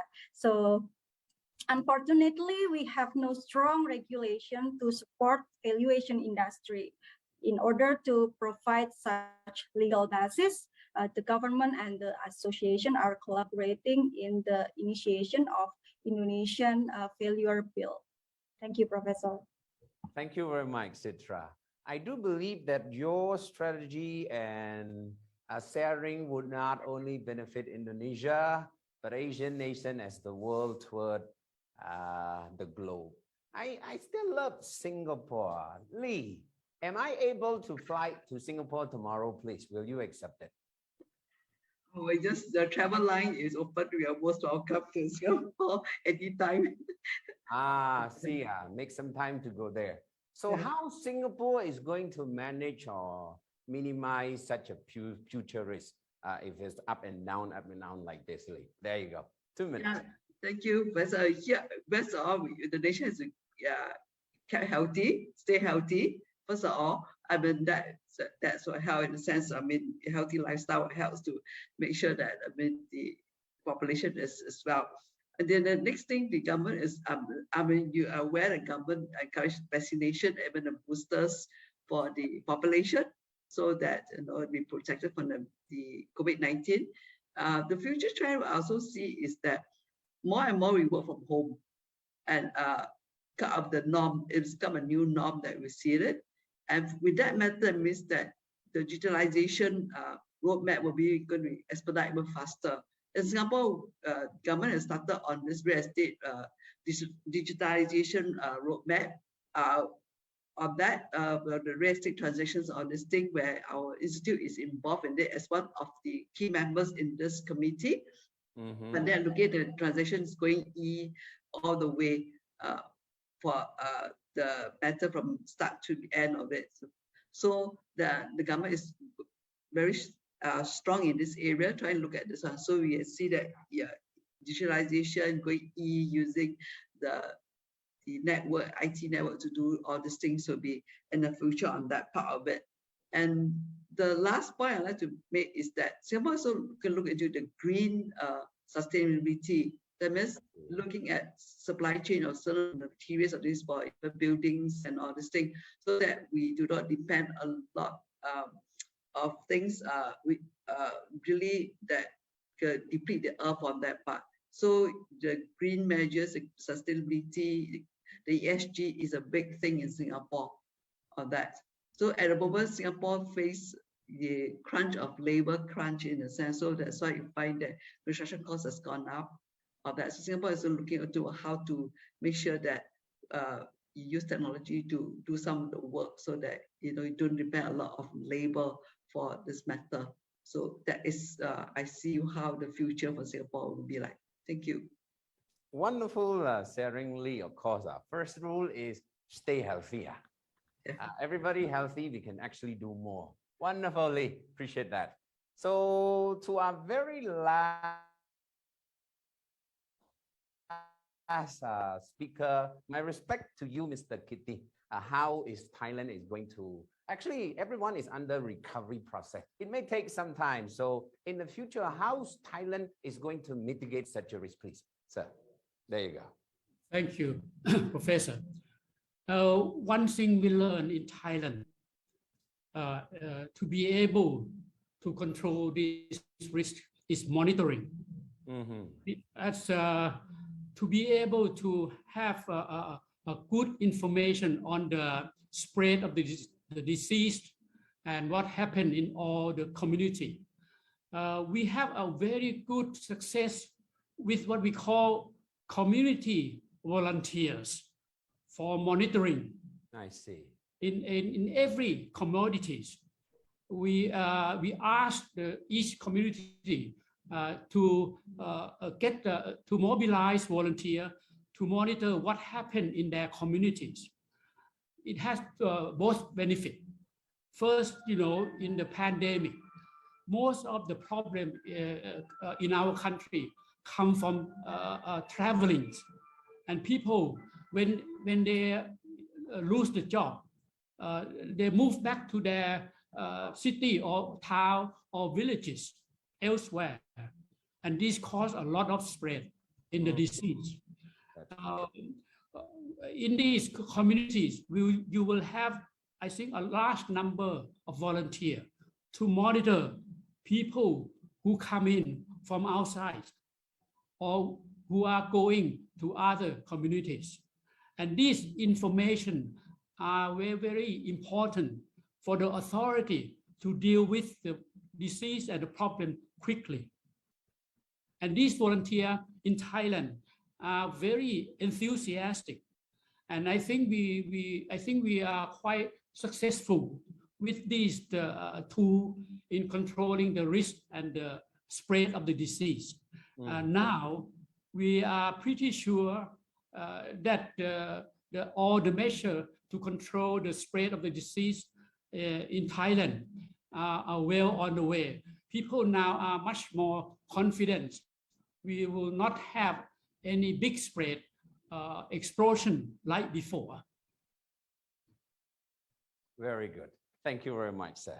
Thank you very much. So, of course, again, my friend, we are actually under the 23rd AVA Congress, a second panelist discussion on what I call a challenge on the application of the regulation during COVID-19. We have a wonderful discussion from a dear friend, Cambodia, Indonesia, Thailand, and Singapore. We do believe that this insight sharing would benefit more to our participants. And I hope if you guys have more questions, feel free to contact our guest speaker. And actually, before I even end our discussion, why don't you give us a smile? Then, my dear people, please give us one click picture. Come on. Thank you very much. So it's my sincere honor. I hope to visit you guys out there in Indonesia, Singapore, and Thailand, please. Thank you very much. Welcome.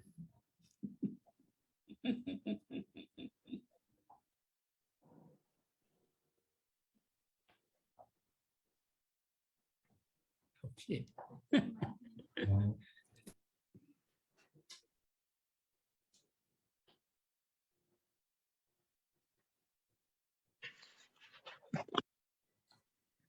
Thank you, everyone. Thank you, Mr. Borei, for being such a wonderful moderator. You have been very helpful. And thanks to all the panelists. I really enjoyed the discussion earlier and hope we can talk more, discuss more next time physically. បាទសូមថ្លែងអំណរគុណទៅដល់លោកសាស្ត្រាចារ្យលុនបូរីនិង moderator ទាំងអស់រួមទាំងជាវាគ្មិនទាំងអស់ដែលបានចូលរួមក្នុងការពិភាក្សាពីវគ្គកន្លងទៅនេះបាទហើយយើងជឿជាក់ថាការពិភាក្សារបស់យើងគឺមានផ្លែផ្កាល្អច្រើនមែនទែនសម្រាប់ព័ត៌មានស្ដីពីអចលនទ្រព្យនៅក្នុងបណ្ដាប្រទេសជាសមាជិករបស់យើងបាទ Next, Your Excellencies, ladies and gentlemen, on behalf of our President here in Cambodia, we would like to take this opportunity to present each of our panelists a certificate of appreciation. So let's go back to our speakers during the very first panel discussion, Mr. Wong Sukhein. Mr. Wong Sukhein, hopefully you are still here with us. And thank you once again on behalf of our President, Mr. Soknim. And congratulations. បាទសូមអបអរសាទរទៅកាន់លោកវងសុខាដែលជា Chairman របស់វិទ្យាសាស្ត្រប្រកបដែលបានចូលរួមនៅក្នុងការផ្ដល់ជាគឺជាវាគ្មិននៅក្នុងកម្មវិធីរបស់យើងបាទ Thank you. And next panelist from Indonesia, Mr. Muhammad Mutakin. We would also like to present to you a certificate of appreciation on behalf of our President. សូមអបអរសាទរលោក Muhammad Mutakin មកពីសមាគមរបស់សាធារណរដ្ឋឥណ្ឌូនេស៊ី And next to our speaker from Malaysia, Mr. Lim Lien Hong. We really appreciate your time earlier. សូមអបអរសាទរលោក Lim Lien Hong ដែលជា Executive Director របស់ Green and On International របស់ Malaysia. Let us also recognize our panelists from Singapore, Mr. Milton Tan. Congratulations. អបអរសាទរលោក Milton Tan ដែលជាស្ថាបនិកក៏ដូចជានាយកគ្រប់គ្រងរបស់ Twin Pillar. And of course, ladies and gentlemen, our wonderful moderator, Mr. Mesa. Yeah, thank you so much. Thank you for being such a kind co-host with me today. Exactly. Thank you so much. And we would also like next to recognize our panelists from Cambodia, Mr. Seng Piwat. Congratulations. អបអរសាទរលោក Seng Piwat ដែលតំណាងនៅក្រសួងសេដ្ឋកិច្ចនិងហិរញ្ញវត្ថុនៃព្រះរាជាណាចក្រកម្ពុជា Thank you, sir. And next, our speaker from Indonesia, Miss Citra Wulan Ratri. សូមអបអរសាទរលោកស្រី Citra Wulan Ratri មកពីឥណ្ឌូនេស៊ី Thank you. And our next speaker from Thailand, Kitty Patpong Pibun. អបអរសាទរលោក Kitty Patpong Pibun. We would also like to recognize and to present certificate of appreciation to our speaker from Singapore, Miss Wang Heng Lee. សូមអបអរសាទរលោកស្រី Wang Heng Lee មកពីសិង្ហបុរី Last but not least, ladies and gentlemen, to our wonderful moderator, Mr. Borei. Thank you. លោកស្រីនិងកញ្ញាសូមអបអរសាទរលោក Lun Borei ដែលជា moderator សម្រាប់ panelist ទី2បាទ Thank you, everyone. It's been such a beautiful day today since early in the morning during the morning session, and now we are here online and live from Cambodia. And I thank you so much for everyone who's still being here with us. Thank you for your patience, your understanding, and one thing that I really like from one of our speakers, stay healthy. Yes. So just stay healthy. Suggest stay healthy. So I would like next to continue our afternoon session. We still have some quite numbers of our speakers. Our next speaker is actually a very special man. He's a gentleman. He's very famous. He's very popular in terms of real estate and education industry. And he is loved by so many Cambodian people, especially the young generation, Cambodian students. So ladies and gentlemen, our next speaker is Mr. Kim Sukhein. Mr. Kim Sukhein is the founder of LC Business School, and he's also an advisor to President of CVEA. សូមជម្រាបសួរលោកគ្រូ Kim Sukhein បាទសូមជម្រាបសួរស្វាគមន៍សាជាថ្មីម្ដងទៀតអាដាមលោកជំទាវលោកស្រីនៅនាងកញ្ញាជាបន្តទៀតសូមស្វាគមន៍សន្ទរកថាចែករំលែកពីវាគ្មិនដ៏មានវោហារសាស្ត្រនៅកម្ពុជាគឺលោក Kim Sukhein ស្ថាបនិកនៃវិទ្យាស្ថាន LC Business School និងជាទីប្រឹក្សាផ្ទាល់នៃប្រធានសមាគម CVEA ក្រោមប្រធានបទការជំរុញលើកទឹកចិត្តសម្រាប់អ្នកវិជ្ជាជីវៈសូមអញ្ជើញបាទសូមគោរពជំរាបសួរគណៈធិបតីភ្ញៀវកិត្តិយសសិក្ខាកាមទាំងអស់ដែលចូលរួមនៅក្នុងកម្មវិធីដ៏ពិសេសនៅពេលរសៀលនេះ Thank you very much our wonderful and beautiful MCs and handsome MC as well. Please congratulate for them. Great afternoon, our delegates from each country of Asian countries and also delegates from the US, delegate from Europe, delegate from China, and delegate from South Korea maybe. Today, it is my great honor to be invited as one of the guest speakers. I grew my career as a speakers, motivational speakers, trainers, coach, and I turned myself to business owners and investors. And I am also a CIPS, a Certified International Property Realtors. So I have a very small experience to share today. And also my respect to the president, Mr. Chrek Soknim, the president of AVA and also CVEA Cambodia, and all the management teams. And also my respect to all the participants today. You give us a great honors. So to have very short of times, what I can say that we are living in a world where it has a fast change. So COVID-19, with the presence of COVID-19, we are living in a fast change. So COVID-19 change, so we have to be creative, right? But having heard a discussion for two discussions these afternoons, I hope we all can learn a lot, and especially for the last session, our great moderator, Mr. Lunborai, you are the great moderators. And so we all importance in the real estate industries. And I hope that in each countries, there are opportunities and there are challenges. So we are living in the same situation in this world. Even the spread of COVID-19, we face the same problems, the same challenges. However, with the great mind, the creative, the passion, the dreams and commitments from each of individuals members of each countries, of each organization, of each association, we are the hope, we are the futures, we are important to serve our community, to serve our nation, to serve our world. So with the presence of valuators like CVEA in Cambodia has been contribute a lot to the economic, to the sustainability of real estate industry, and also serve the banking industries. Let me raise a very good example.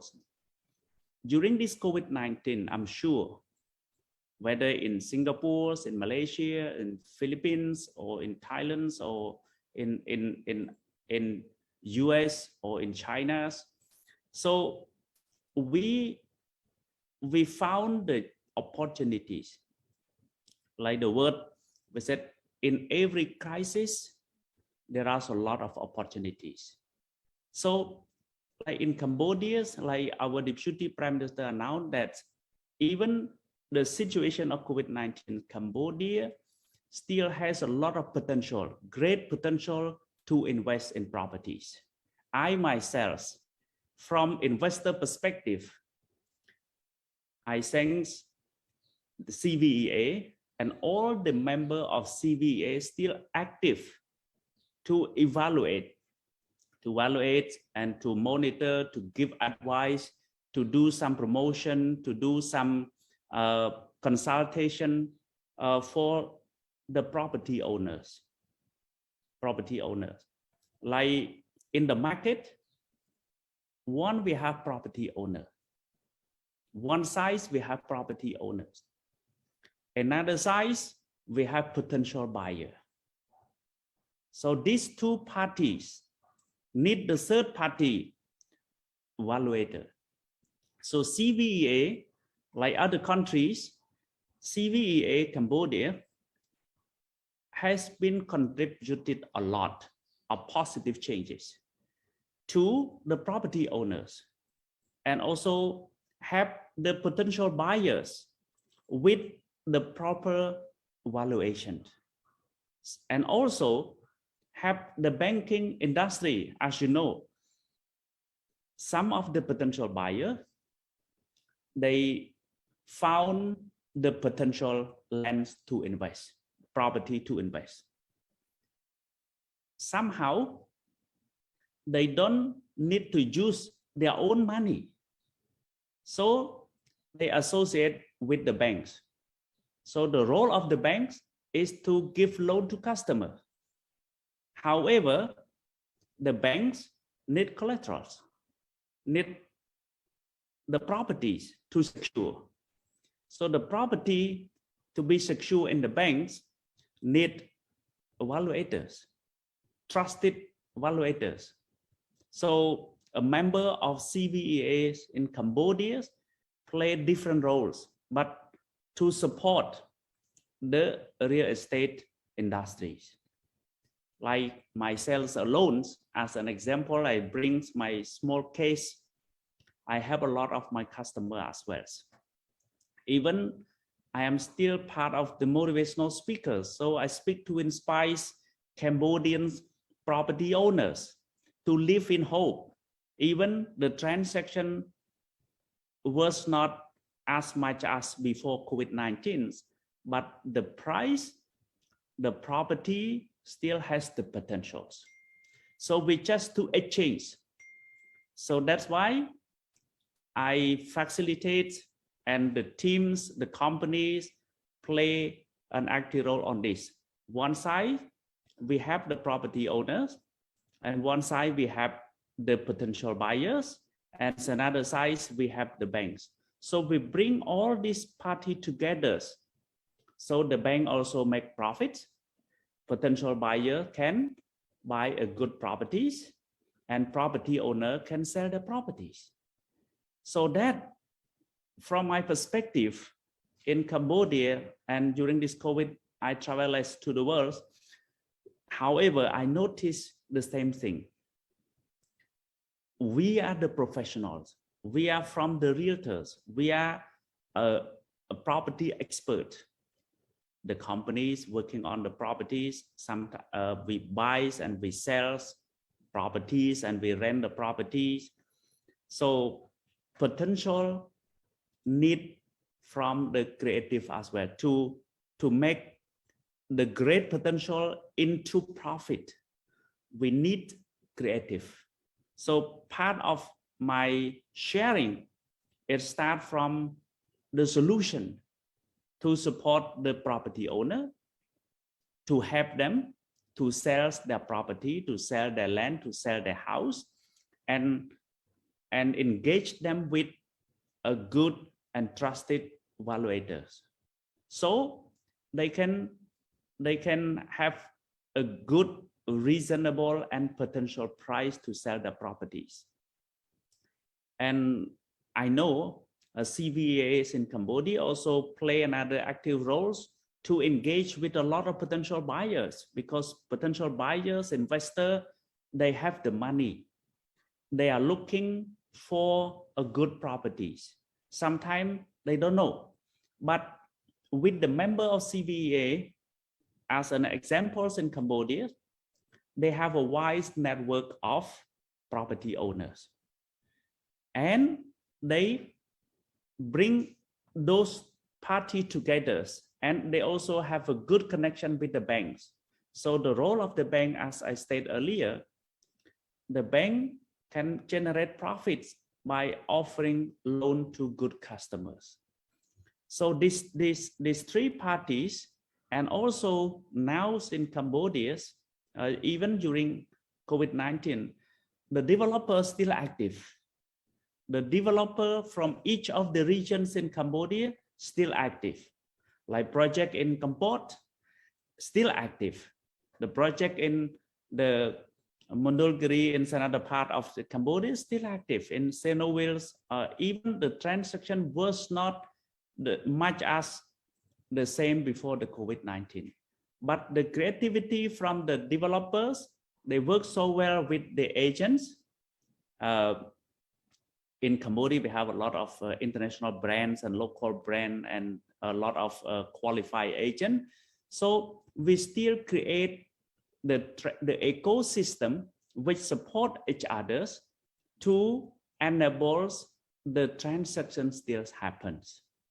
So from my view, what I can share to our friends in the Congress. So I hope that very soon that we are able to fly to our neighbors, our friends' countries, so we can sit and we can exchange. A good example from some of our friends, they came to Cambodia and they visit the projects. They learn by visiting the projects, the companies and the fields, and also the ecosystem. So they found the creativity in it. So that is what I appreciate, and thanks the president of CVEA Cambodia and also AVA's Congress today to make this Congress, and also at the same time in Cambodia we announced to open the country, so a lot of project is coming, and I hope our international friends who are willing to make profit, to generate profit by contribute to the communities, to the industry, real estate industry in Cambodia, we still have a lot of potentials, location to invest that we can enjoy the profit. And we, like myself in Cambodia, I'm ready to serve all of you. I'm ready to support from our expertise, our networks, our experience, and our peoples. We have a trusted teams. We have also a technology to support, and also the opportunity, more and more opportunity emerge. At the same time, I'm looking forward to visit other countries, especially in Asian country, in Asia, and very soon we'll go to Europe, to the US, to the China's. So we will have a lot more opportunity that we can do together in our community in Asian countries. So what I can contribute, and my commitment is to leave a great legacy from what we think, what we say, and what we do. That's what we can do.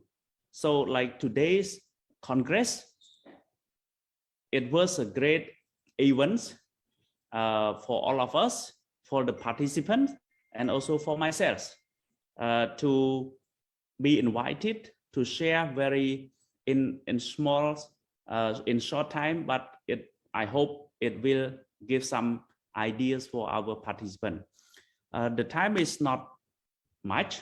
So thanks again, the presidents and all the delegates and all the participants for your times and for the MC to facilitate this event. Thank you very much. And I hope to see you all face to face. Thank you.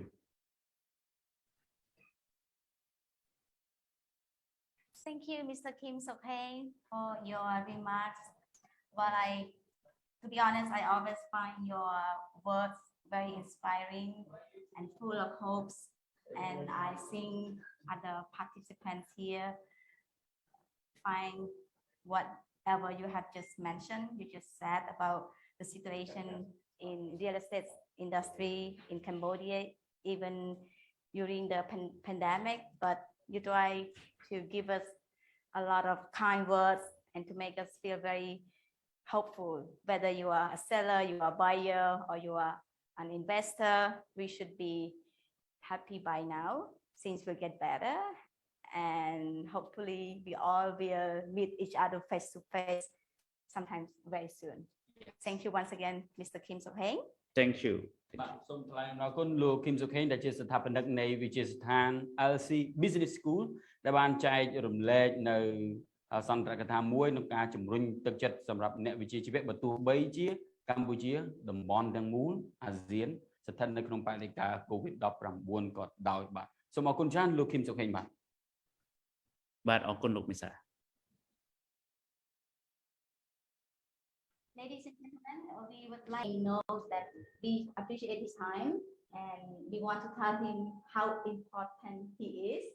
And we would love to have Mr. Kim Sokhein back to our Congress again and again, year by year.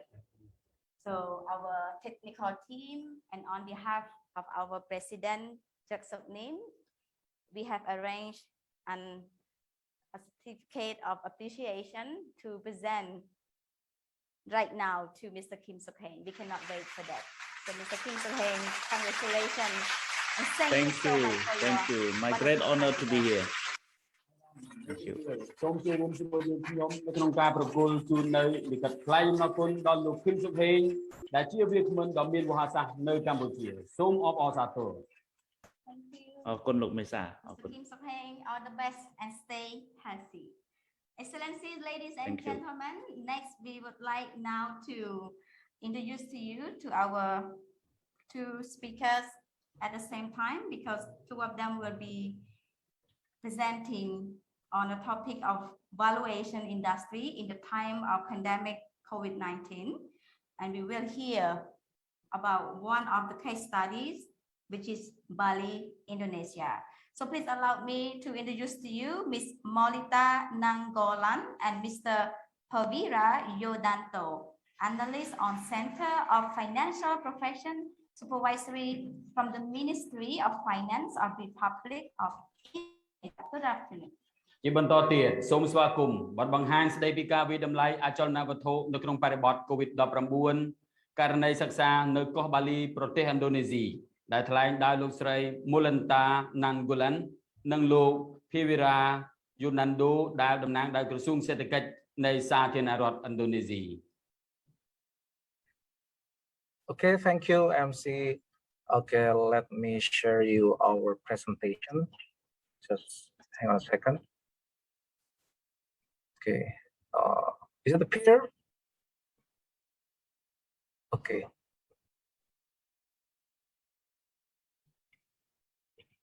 Okay, all right.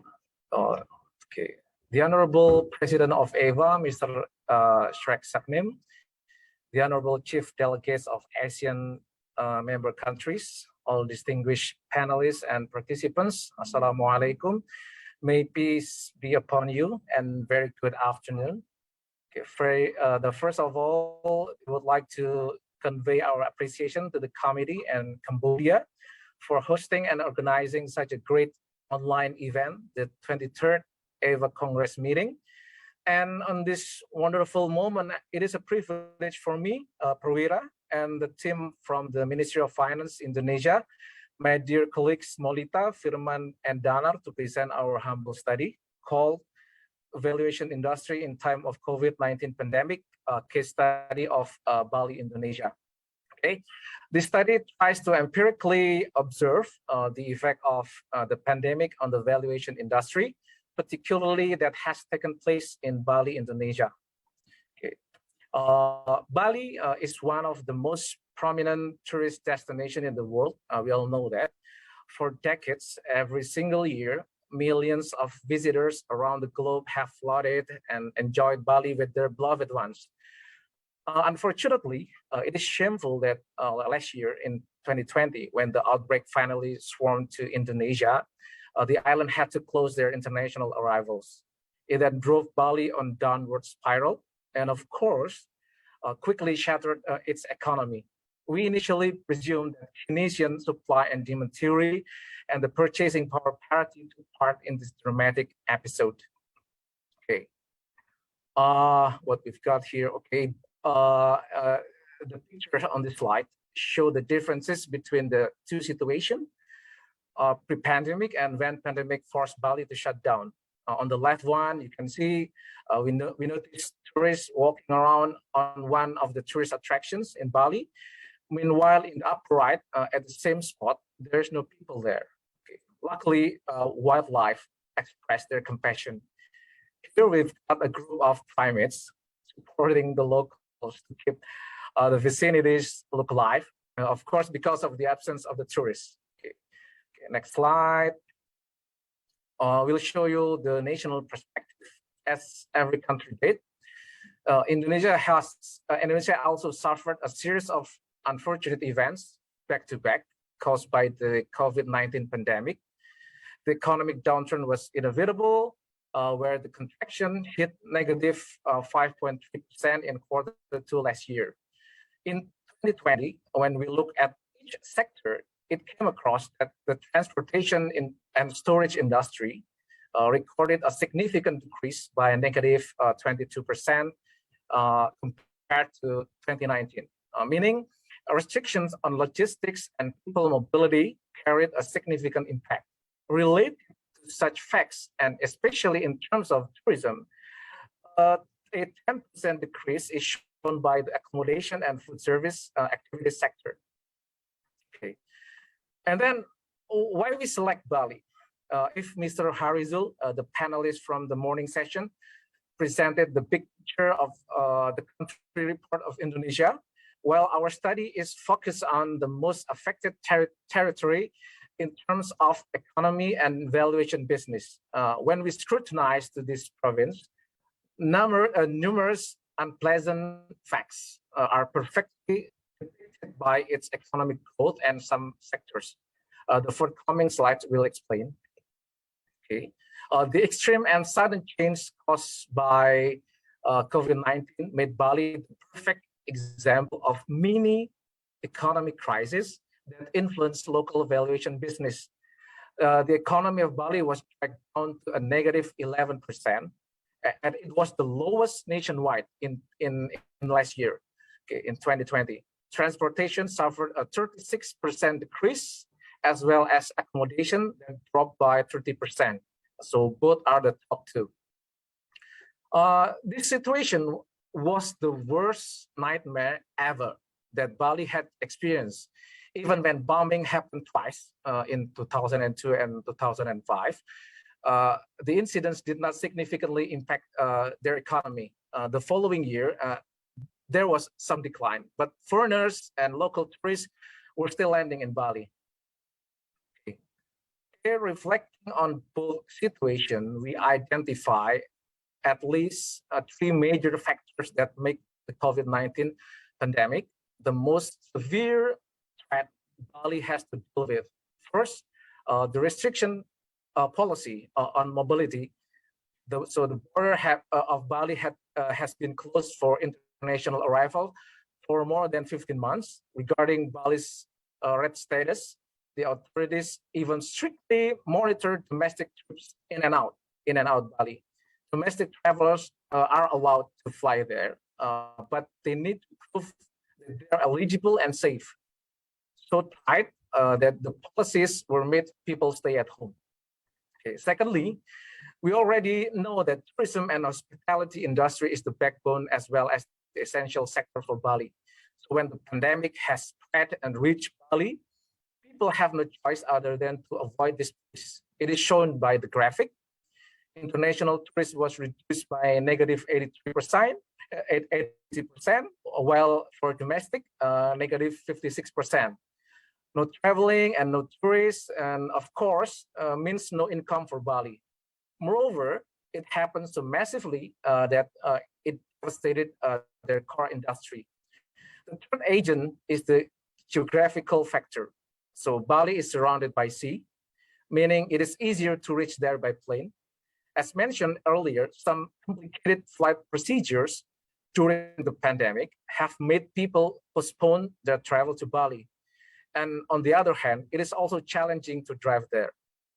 A different situation happened to other local attractions outside Bali, suppose like in Java Island, where people on business trips or domestic tourists can stop by or stay overnight at some tourist spots along their way. And automatically it will rescue hotel occupancy in such areas, while it was even difficult to have one single digit occupancy in Bali. Okay, for further explanation, I would like to invite my dear colleague Molida. The time is yours. Okay, thank you, Ira. Hello and good afternoon, all participants. Okay, to observe the impact of the pandemic on the valuation industry, our team collect data by seeing annual reports of Bali's appraisal firms, performing survey, holding focus group discussions with Bali's valuers, and also impromptu interviews with selected partners. As predicted overall, the trend is downward either for valuation volume or total income. We can see it. The slope shows a negative 37% for client engagements, which caused income shortage by 24% in 2020.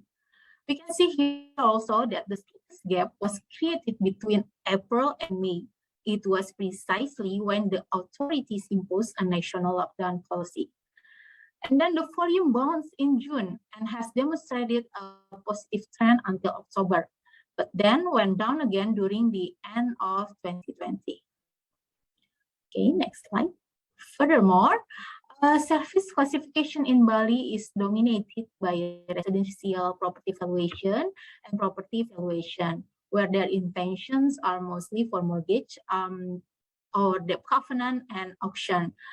All graphics pointed out the dwindling volume in 2020. More importantly, it also reflects an affirmation that the majority of Bali's valuer clients are from the banking industry. Here we can imagine how vulnerable the valuation industry is in Bali. Concerning the banking industry, whenever people face hard times that lower significantly their purchasing power, it will instantly deteriorate the valuers' engagements. Banks will conservatively hold back credit proposals or mortgage and possibly exert the option of performing auctions. Nevertheless, auction during an economic crisis is also undesirable due to low purchasing power, or the potential buyers will try to hit at the lowest price. It is also another empirical evidence since the 1998 and 2008 crisis to demonstrate how thin the resilience of the Indonesian banking industry to cope with the economic crisis.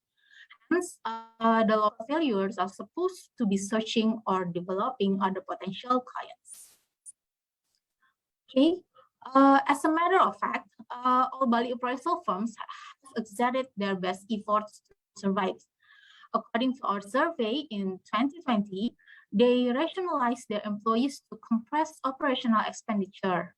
Almost 60% of them laid down less than 10% of their workers, and the rest are between 10 to 25%. However, an improvement in 2021 is signified by recruitment done by 27% appraisal firms. Talking about engagement in 2020, 1/3 of appraisal firms in Bali lost half of their previous volume, and another 46.7% admits that they suffered 25 to 50% loss. Meanwhile, here in 2021, there is no difference but a moderate decrease in client engagement. To rescue client engagement volume, most of them offers a rebate to their client on the fee they charge. 2/3 of them have given 10 to 15% discount since last year. Next slide. Amid unfavorable conditions, we found 2 appraisal firms demonstrating resiliency and positive trends in 2020.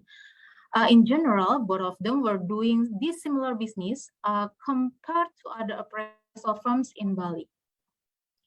The anomalies here could be recognized from 3 factors. First is networking or affiliation. Networking or affiliation might come first, since having international partners or branches outside Bali would benefit them. We can see that during the pandemic, such a business relationship has a higher probability of providing engagements. Moreover, when their affiliation could not enter Indonesia, specifically Bali, it then become opportunity for appraisal firms. The second is the notion of leaving their comfort zone is the best option that valuers in Bali should take. The make proof that they could no longer depend on their regular clients, which is from the banking sector. Diversification on engagement types and object of valuation will significantly help. So far, government projects, companies, or foreigners' businesses are potential areas to work with, regardless of valuation various objectives. Of course, to sell on that blue ocean, they need to hone their entrepreneur skills. Being communicative and providing service excellence is necessary to attract clientele. On the other hand, they also need to be keen to snatch any opportunity without leaving the discipline in applying risk management. Next slide, please. So it is obvious that to become resilient, the valuer needs to scale up their competencies, both hard and soft. Focus on deepening their qualification on valuations will also help. Maybe suppose like mastering international standards or doing specialization. Based on the anomalies, we can learn that valuer managed to survive during a challenging situation by having particular features. And applying international valuation standards is beneficial in expanding national valuation market share. Next slide. In the end, we might perceive that COVID-19 pandemic has caused a contraction in the Indonesian economy and Bali particularly. Valuers in Bali suffered a significant decrease in engagement volume and income. Bali's valuation industry has a high dependence on banking sector. Several appraisal firms survived the situation due to particular sources of resilience. And the resilience primarily depends on hard and soft competency. So here we reach at the end of the presentation. I'm Molita. We're looking forward to and genuinely appreciate your further response. Thank you for your kind attention.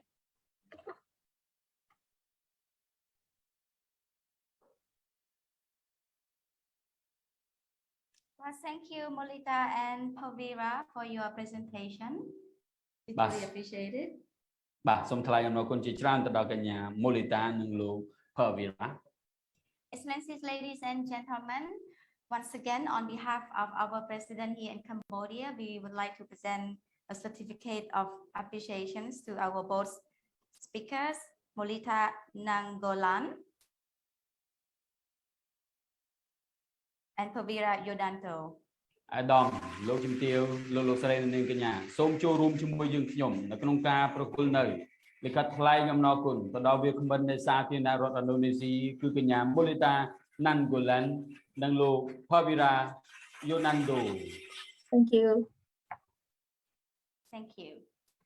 Ladies and gentlemen, we are live from Phnom Penh, Cambodia. Thank you everyone for still being here with us online. We would like next to introduce to you our speaker from Thailand, Mr. Nisit Jan Somwong. He will give us a presentation.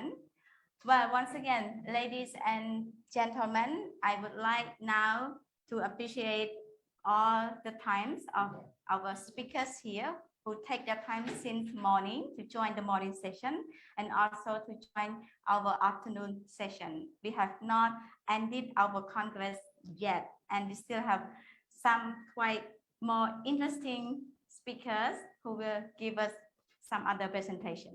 បាទ អាដាមជំទាវលោកស្រីនៅនឹងកញ្ញាយើងនៅមានកម្មវិធីបន្តជាច្រើនបន្ថែមទៀតសម្រាប់អង្គសមាជលើកទី23របស់យើងជាបន្តទៀតបាទ Excellencies, ladies and gentlemen, we would also like to take this opportunity to thank to our president in Cambodia and our technical team in Cambodia who have been working so hard to make this happen. And for those who still online, please keep staying online with us. And we would like now to give a little bit of time to our next speaker to arrange the presentation.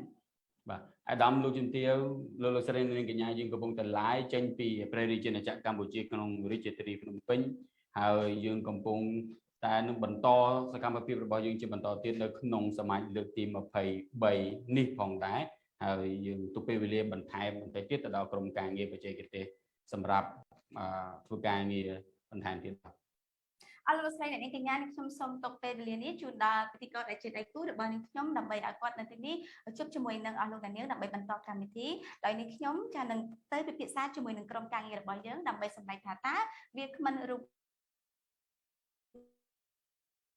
ណាមួយបន្ទាប់ទៀតដែលនឹងត្រូវឡើងមកធ្វើបង្ហាញជូនដល់អស់លោកអ្នកនាងចាសូមអរគុណ Ladies and gentlemen, I would like now to take a bit of time to discuss with our technical team on whether which of our speaker willing to present the next presentation. So please apologize for that, and I would like to hand over to my co-host. Thank you, everyone.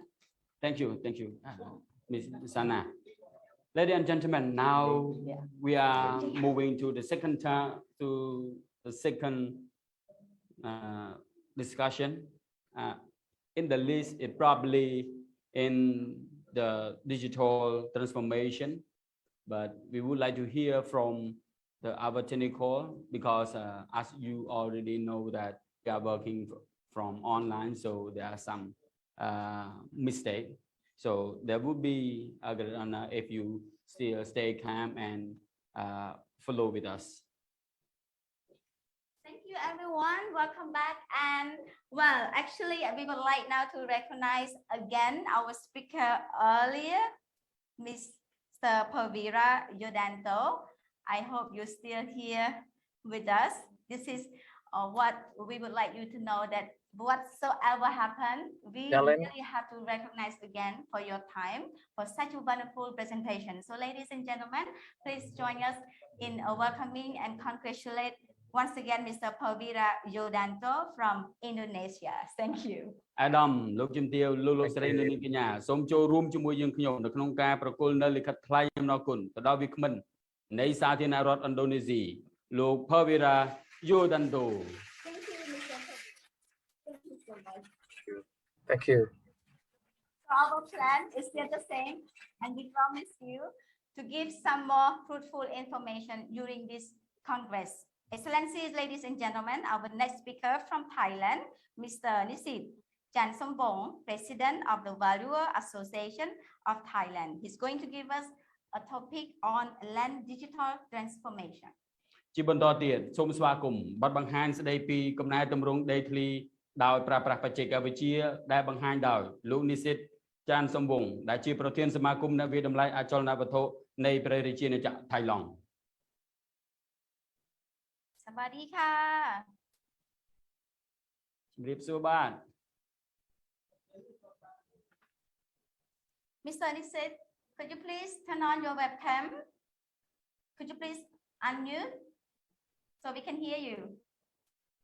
លោកនិសិតបាទអាចជួយ unmute និងបើក webcam របស់ខ្លួនដើម្បីក្រុមការងារបច្ចេកទេសផ្សព្វផ្សាយបន្តបាន Once again, ladies and gentlemen, our next speaker, Mr. Nisit from Thailand. Good afternoon from Cambodia.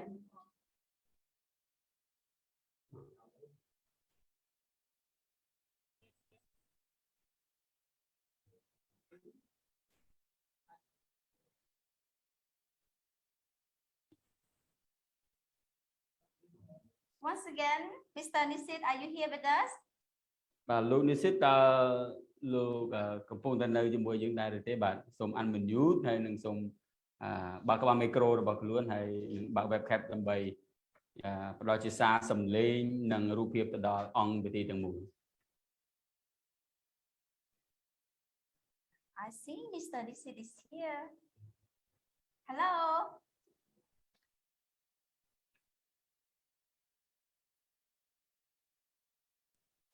Hello. Can you hear me? Yeah, we hear you clearly. Thank you, and please take your time and give us your presentation. I would like to inform Mr. President that Kunisit has been urgently called to the Parliament. So I would like to summarize his talk on his behalf on the subject of online technology developments at the Land Office and the Land Department of Thailand. Kunisit is the Director General of the Lands Department of Thailand, and he actually wants to talk about online technologies at the department today. So myself would like to summarize what he wants to deliver to the Congress.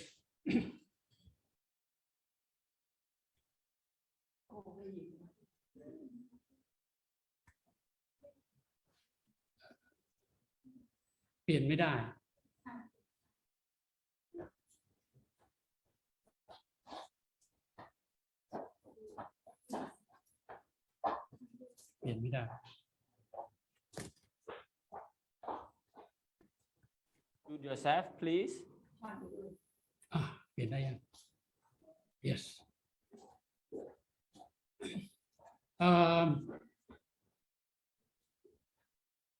Kunisit, apart from being the Director General of the Departments of Lands of Thailand, he is the President of Valuers Association of Thailand. He wished to send the warmest regards to all distinguished members of AVA. The Department of Lands is the government, is a sole agency under the Ministry of Interiors of the government of Thailand. This department is responsible for protecting rights of individual lands holder in the country. We serve 13 million customers each year with 461 offices nationwide.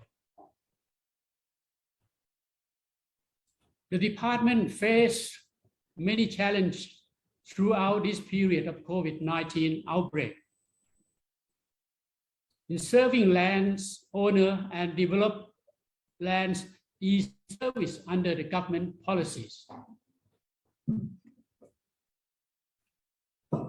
I would like to share our experiences of online service.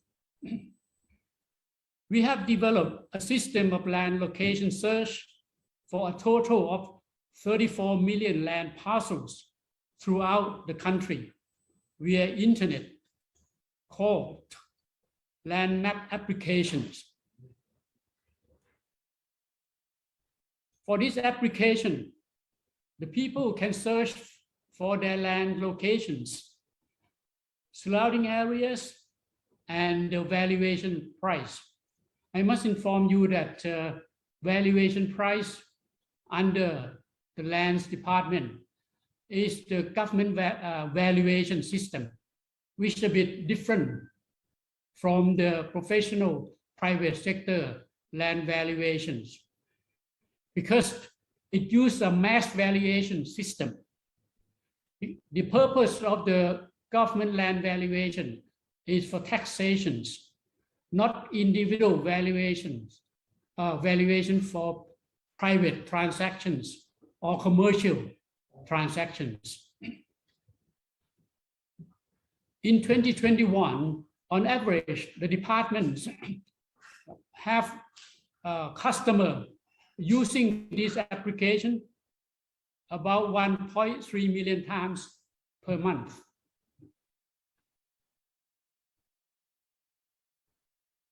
Not only that, certain categories of land legislation needs to have public notification at the land office, district offices, local administration offices, or even village headman offices. Normally, people who are involved in it have to travel to all these government offices for the notifications. The department have developed an application that called e-land announcement applications for the legal requirements so that the people who are connected with the transaction and announcement can access the announcement without having to travel to all these local or government offices that require under the law.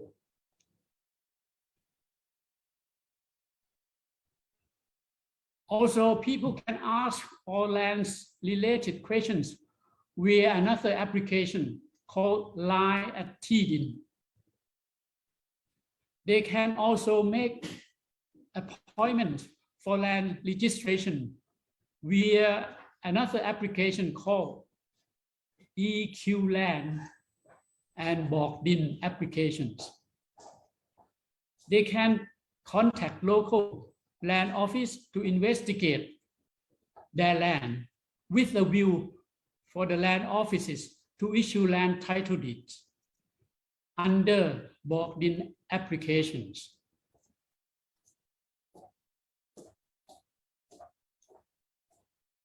We have also developed other internet applications for people's conveniences, such as land encyclopedia for the people.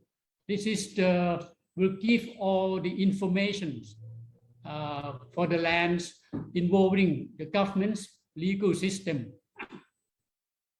Another application is called Smartland Applications. The Smartland application, you can search for various online service with another application as well, which is called All About Land in One Applications. Another application that the department have developed for the people is the Land Maps application.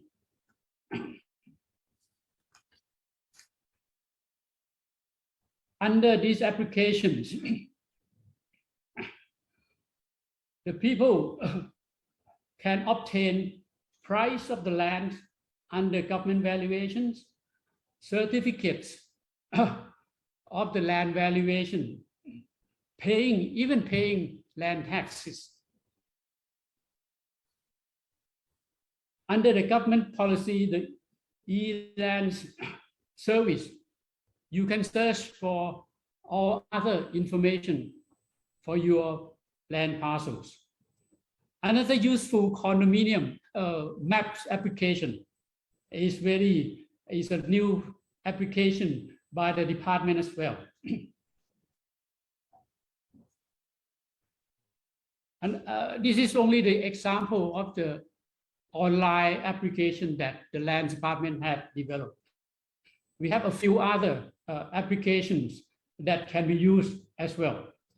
For example, you can lodge various contact with the land department via the internet without difficulties. Under this technology development by the land office, we hope that the land department can give service much more convenient for all the people in Thailand. One of the examples that I would like to inform the Congress is that Thailand registration system for land transfer, I believe, is one of the best in the world, because people can transfer ownership of their land in one day, complete with the certificate from the land department. all these development, the land department are continuing further development to serve the people under the government policies. The department believes that the information technology is most important for the future, consistent with the United Nations Sustainable Development Goals, or what we call the SDG. Participants, delegates, and the president. This is my summary for the presidents of the Valuers Association of Thailand.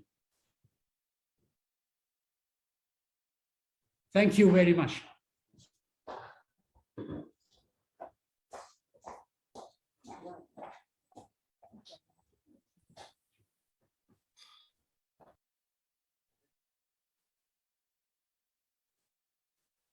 Thank you, our speaker from Thailand. ขอบคุณมากนะคะ Thank you, sir, for your time. Really enjoy your presentation. បាទសូមថ្លែងអំណរគុណវាគ្មិនរបស់យើងពីព្រះរាជាណាចក្រថៃឡង់បាទសូមអរគុណ Once again, on behalf of our President Chrek Soknim here in Cambodia, we would like to present the certificate of appreciation to Mr. Kitty. បាទសូមចូលរួមជាមួយនឹងខ្ញុំក្នុងការថ្លែងអំណរគុណទៅដល់លោក Kitty បាទមកពីព្រះរាជាណាចក្រថៃឡង់ Thank you and congratulations. Your Excellencies, ladies and gentlemen, we would like now to continue our live Congress from Phnom Penh, the Kingdom of Cambodia. We still actually have one last presentation on international valuation standards updates and the importance of standards in a pandemic. So please allow us to introduce to you our next speaker, Mr. Nick Talbot, Chief Executive of the International Valuation Standards Council, and Mr. Alexander Aronson, Director of Technical Standards for Tangible Assets. Good afternoon. ជាបន្តទៀតសូមស្វាគមន៍បទបង្ហាញស្ដីពីសារៈសំខាន់នៃស្តង់ដារវិតម្លៃអចលនវត្ថុអន្តរជាតិនៅក្នុងបរិបទ COVID-19 ដែលបង្ហាញដោយលោក Nick Talbot និងលោក Alexander Aronson ដែលមកពីវិទ្យាស្ថាន IVSC. Good afternoon, everyone. Can you hear me?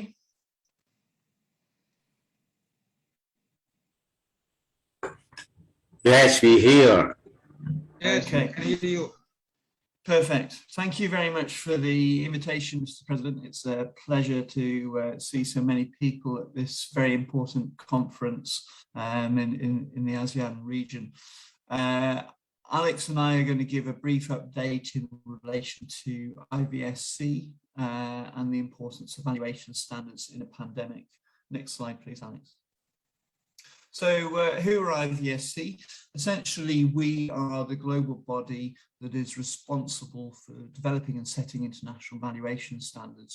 We also look very much to work in partnership with different professional bodies around the world, because unless you have good professionalism and good professionals operating in each country who also know the local legislation and who also work well in that environment, then it is very difficult for standards to be a success. So actually it's very important to have that combination that's there.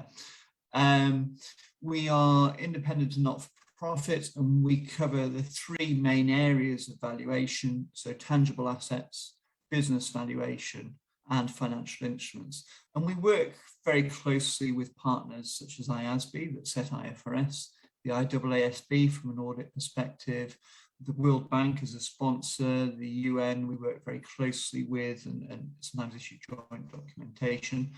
And we also work with financial regulators to help build that trust in valuation and help develop the global system in the public interest. Next slide, please, Alex. So we have an overarching board of trustees from around the world, and we have, for example, a couple of former finance ministers, one from Asia, one from the UK. We have a World Bank leader, we have an ex-SEC commissioner, we have a senator, and then we have various boards. And the people that come onto these boards are very much leaders in technical expertise and valuation from around the world. So we essentially want to take the best ideas from wherever they are. So if any of you out there decide at some point that you want to contribute to the global approach, then please do feel free to sign up for things like our e-news and apply for positions. Next slide, please, Alex. We have over 170 members and sponsors, and we know that there are professionals that apply IVS in over 103 countries. Next slide, please. In terms of major highlights for us this year, we had an agenda consultation that we put out, and thank you to those of you who contributed to that, which helped set the priorities for the coming years as to how standards need to evolve to address the issues that you see in your markets. We issued new standards on July the 30th of this year, and Alex will touch briefly on those, and they become applicable from the end of January 2022. We found that during COVID, there have been ever higher levels of engagement through social media, perspectives, papers, and webinars. I'll touch on more of those shortly. We've had additional UN recognition and references to IVS in their manual in the approach to land valuation that came out earlier this year. And very importantly, from our point of view, there is a joint valuation working group that has been established with EOSCO. For those of you that don't know EOSCO, essentially it brings together the top regulatory leaders from around the world, from the securities regulators, so they deal with listed companies, that sort of thing. And it's very important for us that we work with the key regulatory leaders around the world to make sure that together we advance standards and professionalism in the public interest. This is a key milestone, and it was a very important step for IFRS in getting IFRS very much used around the world.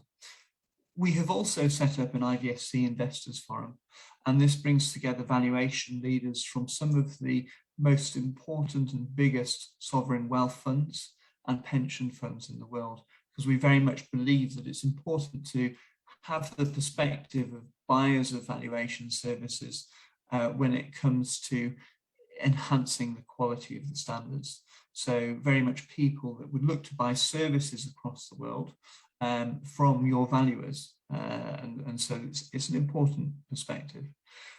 We have also received a proposal, and we hope that next year we might be able to set up an Asia office for IVSC, which will be an important addition that helps us both enhance the focus on an important region being Asia, as well as incorporate extra staffing that can help with the global agenda we have and help with the global boards that we have. Next slide, please, Alex. One of the things that you might have seen us doing more and more of, and if you haven't, I'd encourage you to sign up for e-news or go to our website, is perspectives papers. And these are not standards, but they're there to provide insights, initiate dialogue and debate on new and major trends that shape valuation. And we offer our perspectives in those areas, but we very much put them there to get greater engagement and feedback on topical issues from organizations such as yourselves. Next slide, please, Alex. So these are some of the papers that we have issued in the last year, and it covers everything from ESG and tangible assets, goodwill, topical issues that are out there that affect valuation. And each of your organizations is very welcome to use these materials and communicate them to your members if it's something that you would find useful. Next slide, please, Alex.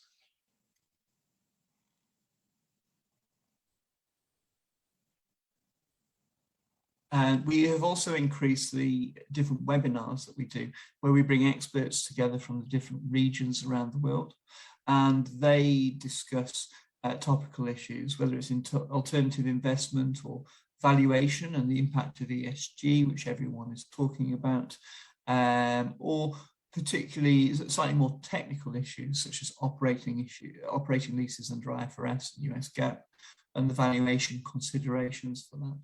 And we're happy to address different topics. If you think that there's a topic that's particularly significant for your organisation, then we would be happy to look at that. More recently, we had webinars on valuation of unregistered land, which is a key issue in some countries, ESG and the impact on tangible assets, and also a focus on intangibles too, which are obviously of increasing importance to the world when you consider the amount of value that different companies derive from that. Next slide, please, Alex. And so I'd encourage you, if you want to use these webinars in your organizations, if you want to translate them, you're very welcome to do that. And before I hand over to Alex, I just want to make a few comments. What began as a health crisis has obviously become an economic crisis, and that brings huge uncertainty in the world. What is clear to me is the need for good valuations has never been greater to help restore certainty and to help economies improve again. So please do keep up the good work that each and every one of you is doing in this regard, because I don't think valuation has ever been more important. And who knows, hopefully next year we'll be able to have this conference in person. I'll now hand over to Alex, who is going to provide a more technical insight. Please, Alex. Thank you very much, and thank you very much for inviting me to speak at the 23rd AVA Conference. First of all, I'm going to tell you a little bit about the International Valuation Standards latest updates before going into the importance of valuation standards in a pandemic. Now, the International Valuation Standards include common valuation principles and asset standards, and it's divided into two main sections: the general standards, which is IVS 101 to 105, and they deal with everything from your initial valuation instruction all the way to your final report. And there's chapters on scope of work, investigations and compliance, reporting, basis of value, and approaches and methods. Separately to this, there are the asset standards, and the asset standards provide further detail in relation to the general standards. So valuers who are dealing with, for example, real property assets would need to comply with IVS 101 to IVS 105, the general standards, and then IVS 400, real property assets. Now, the international valuation standards are quite concise. They're only about 135 pages long, and all of the IVS are mandatory. And the latest edition of the International Valuation Standards was published on the 31st of July, and it has an effective date of the 31st of January 2022, but early adoption is encouraged. And just giving you a very brief overview of some of the key changes within the International Valuation Standards, all of which have come from an open, transparent, collaborative consultation process, which began in 2020 with the issue of the IVS 230 Inventories Exposure Draft, came through our agenda consultation and our additional technical revisions prior to publication. And just looking at some of the changes here and going through them quickly, there's core principles for all valuation professional organizations contained within the introduction. There's some additional definitions. There's a new section on allocation of value, giving you the overarching principles for allocating value, and when allocating value, if the sum of the parts do not equal the whole, you have to explain the difference. There's a revised scope for business and business interests. There is a new chapter on inventories, and there is a revised scope for IVS 400, real property interests, which now includes unregistered or informal land. So when you are valuing unregistered or informal land, you can still value them using the international valuation standards. And you can see here the core principles of valuation standard setting and the core principles of valuation contained within the introduction. I'm not going to go through all of these, but I'm going to note two of them, which are extremely important, particularly in times of pandemic. Ethics. Valuers must follow the ethical principles of integrity, objectivity, impartiality, confidentiality, competence, and professionalism to promote and preserve the public trust. And competency. At the time the valuation is submitted, valuers must have the technical skills and knowledge required to appropriately complete the valuation assignment. And you'll notice that we have a number of new definitions within the latest edition of IVS. Now, many of these definitions, the definitions such as equitable value, fair market value, fair value, investment value, market rent, were already contained within the standard. But in order to make it more user-friendly, we decided to include these definitions, which were already in 105 basis valuation approaches and methods within the glossary. We have added a few other terms that are worth noting. When we refer to valuation, we're actually talking about the process. So the act or process of determining an opinion or conclusion of a value of an asset on a stated basis of value at a specified date in compliance with IVS. When we're talking about value, we're talking about the end result, the opinion resulting from a valuation process that is compliant with IVS. It's an estimate of either the most probable monetary consideration for an interest in an asset or the economic benefits of holding an interest in an asset on a stated basis of value. Now, I'd like to just talk briefly about the importance of valuation standards in a pandemic, because this is something particularly that we've all been dealing with. Under IVS 103 reporting, it requires the valuation report to disclose a number of matters, including any significant uncertainty or limiting conditions that directly affect the valuation. And this is shown by section 10.1, which states it's essential that the valuation report communicates the information necessary for proper understanding of the valuation or valuation review. A report must provide the intended users with a clear understanding of the valuation. And section 10.2 states to provide useful information, the report must set out a clear and accurate description of the scope of the assignment, its purpose and intended use, including any limitations on that use, and disclosure of any assumptions, special assumptions, significant uncertainty, which is something that we've definitely been going through recently, or limiting conditions that directly affect the valuation. I'd also like to point you to a paper that we published towards the beginning of the pandemic on dealing with valuation uncertainty at times of market unrest. Valuation uncertainty can be caused by various factors. These can be broadly divided into the following categories: market disruption, input availability, choice of method or model. These causes of valuation uncertainty are not mutually exclusive. For example, market disruption may affect the most appropriate method or model to use. Interdependence and correlation between the causes of uncertainty are therefore likely to exist, and account should be taken of this during the valuation process. And IVS 105 is very clear about this.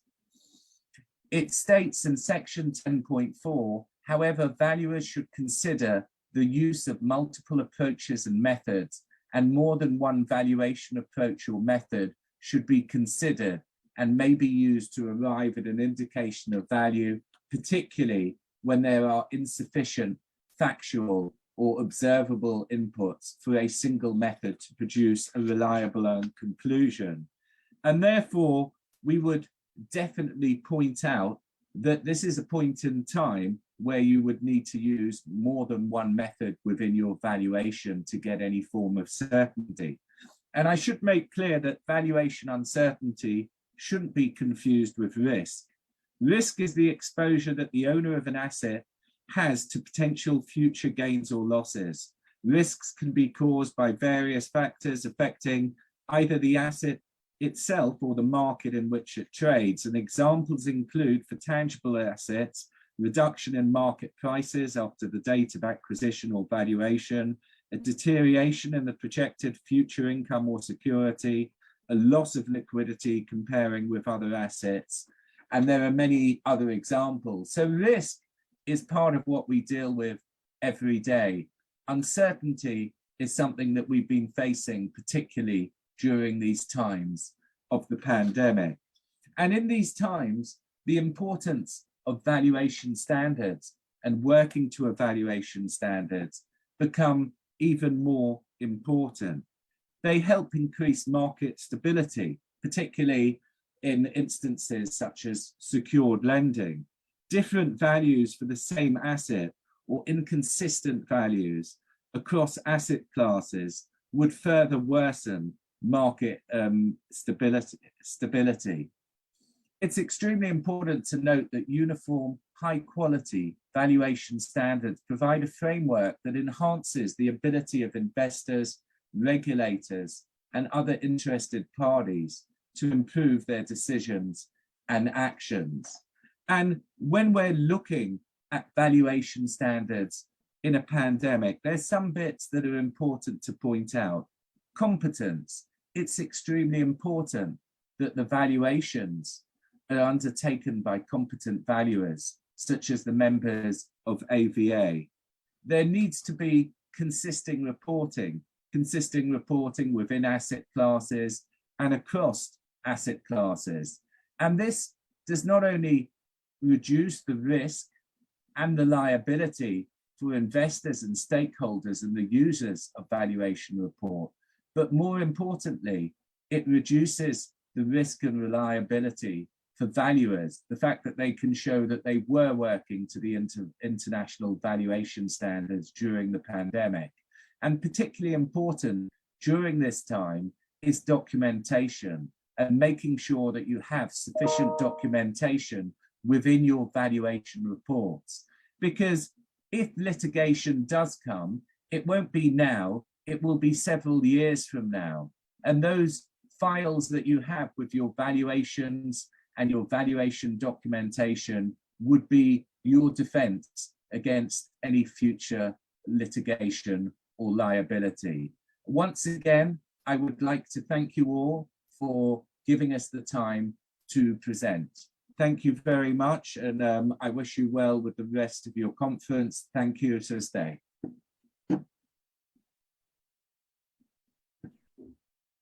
Thank you, Mr. Alec, for your presentation, and back to Mr. Nick Talbot as well for your presentation. បាទសូមថ្លែងអំណរគុណដល់លោក Alexander និងលោក Nick Talbot ដែលបានធ្វើរបាយការណ៍ស្ដីពីសារៈសំខាន់នៃស្តង់ដារវិតម្លៃអចលនវត្ថុអន្តរជាតិក្នុងបរិយាកាស COVID-19. Excellencies, delegates, ladies and gentlemen, the same as our other guest speakers, on behalf of our President, Mr. Soknim, we would like now to present the certificate of appreciation to Mr. Nick. Mr. Nick, thank you for your time. As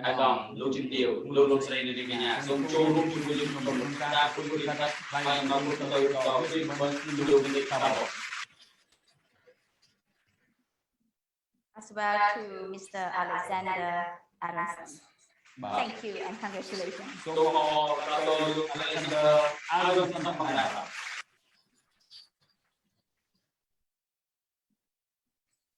Chief of delegates, participants, ladies and gentlemen, we have been together online.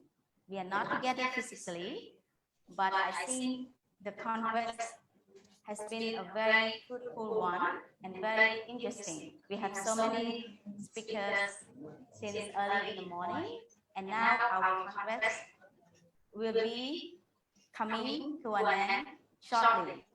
But I would like now to invite our president here in Cambodia, Mr. Soknim, to please say a few words. And I would like to hear as well what our president here will have to say, everyone. Thank you, Mr. President. Please now take your time. លោកជំរាបលោកលោកស្រីនិងកញ្ញាជាបន្តទៀតខ្ញុំមានកិត្តិយសសូមគោរពអញ្ជើញអង្គសមាជិកទាំងមូលស្ដាប់សម្រាប់ថាគន្លឹះបញ្ចប់របស់លោកជ្រឹកសុខនិមប្រធានសមាគមតម្លៃអចលនទិបអាស៊ាននិងជាប្រធានសមាគមអ្នកវិទ្យាល័យទីផ្នែកអចលនទិបនៃប្រជាជាតិកម្ពុជាសូមគោរពអញ្ជើញ Good afternoon, Chief Delegates. That we have spent time for nearly 1 day for 2 days. It is for value time for all you to join this Congress in online by Cambodia. And I would like to special thank to our coordination team, our technical team from AVA, from technical team from CVEAs that spend an effort to make this event to be happen. And it goes smooth by online and then follow the timings that we have been planned in advance. I would like to say this is very good teamwork in Cambodia and in ASEAN country that support to each others. Without all country that support from your coordination, from chief delegate, from delegate and secretary that work with our technical team, with Susan Jojo, with Mr. Sonsip, that spend a lot of time and effort to make this event to be happen. So I think this is the first time for Cambodia to do the virtual meeting online for the Congress for this ALVA to all the members that we cannot meet face to each other.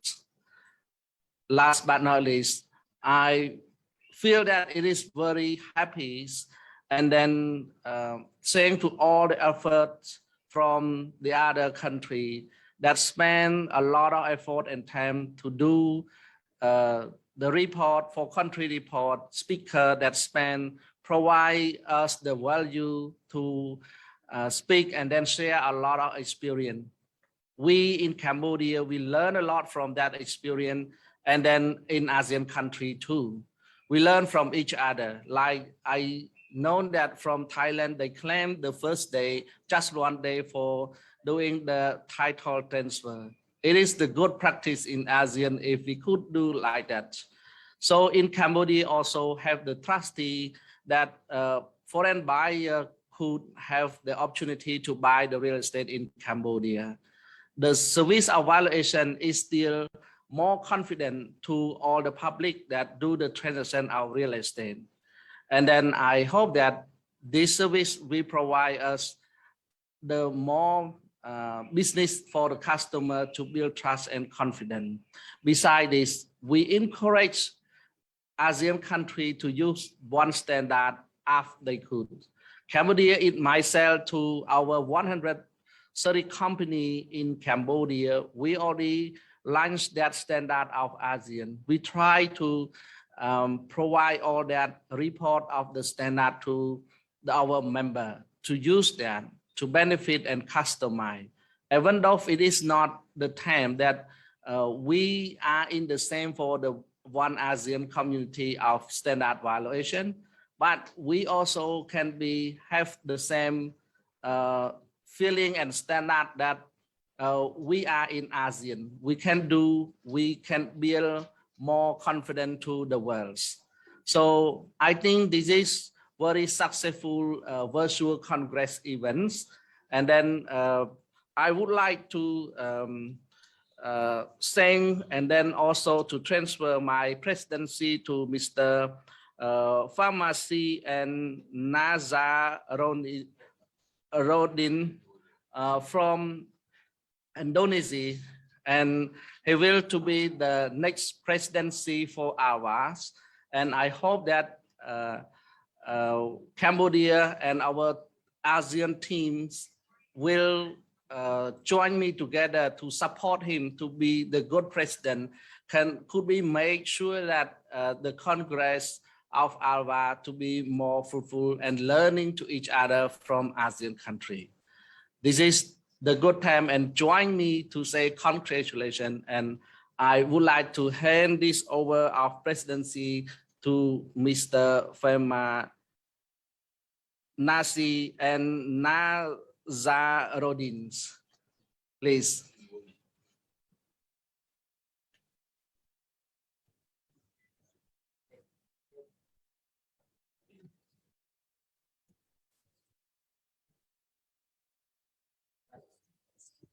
Mr. President, That I am. បាទសូមថ្លែងអំណរគុណលោកជាប្រធានប្រធានសមាគម AVA អាស៊ាននិង CVEA ជាប្រទេសជាម្ចាស់កម្ពុជា Excellency, ladies and gentlemen, the very special moment that we all have been waiting for has now arrived. We'd like to once again ask all of you to celebrate this moment of handing over from Mr. President Chrek Soknim to the new President of Indonesia, Mr. Vamansia and Nazarodin. អាដាមលោកជំទាវលោកស្រីនៅនេះកញ្ញាពេលនេះយើងដឹងហើយថាប្រធានសមាគមអ្នកវិតម្លៃអចលនវត្ថុអាស៊ានអាណត្តិក្រោយឆ្នាំ 2022 គឺលោក Vamansia Nazarodin មកពីសាធារណរដ្ឋឥណ្ឌូនេស៊ីសូមអបអរសាទរ Congratulations once again to Mr. Vamansia and Nazarodin, the new president. បាទសូមអបអរសាទរសាជាថ្មីម្ដងទៀតបាទទៅកាន់លោក Vamansia Nazarodin ដែលជាប្រធានសមាគមអ្នកវិតម្លៃអចលនវត្ថុអាស៊ានសម្រាប់អាណត្តិក្រោយឆ្នាំ 2022 I think this is such a lovely photos between the president of Cambodia and the president of Indonesia, and thank you to our technical team. Even if our both presidents physically are not together, but look like they are together. Wow, so beautiful. And thank you and congratulations. បាទសូមអរគុណទៅដល់ក្រុមការងារបច្ចេកទេសយើងមែនទែនដែលបាទទោះបីជាលោកប្រធានទាំងពីរមិនមានវត្តមាននៅក្នុងកន្លែងជាមួយគ្នាមែនប៉ុន្តែហាក់ដូចជាមានវត្តមាននៅជាមួយគ្នាយ៉ាងដូចនេះដែរបាទសូមអរគុណទៅដល់ក្រុមការងារបច្ចេកទេស Excellencies, ladies and gentlemen, we have not ended the Congress just yet. We now would like to have your attention. Please don't leave us just yet. We want you to enjoy a very special video, especially for those of you who feel like you are missing Bali, Indonesia. Let's now go to Bali, Indonesia with all of us. អាដាមលោកជំទាវលោកស្រីនាងកញ្ញាសូមកុំទាន់អាចចាក់ឆ្ងាយពីសមាជលើកទី 23 របស់យើងយុគបន្តិចទៀតនេះនឹងជួបជាមួយវីដេអូស្ដីអំពីប្រទេសឥណ្ឌូនេស៊ីដែលជាប្រធានអាស៊ានអ្នកវិតម្លៃអចលនទ្រព្យនៅឆ្នាំក្រោយ If you think of paradise, what do you think of? Maybe crystal blue water, a beautiful landscape, kind people, nice energy, and good food? In other words, Indonesia.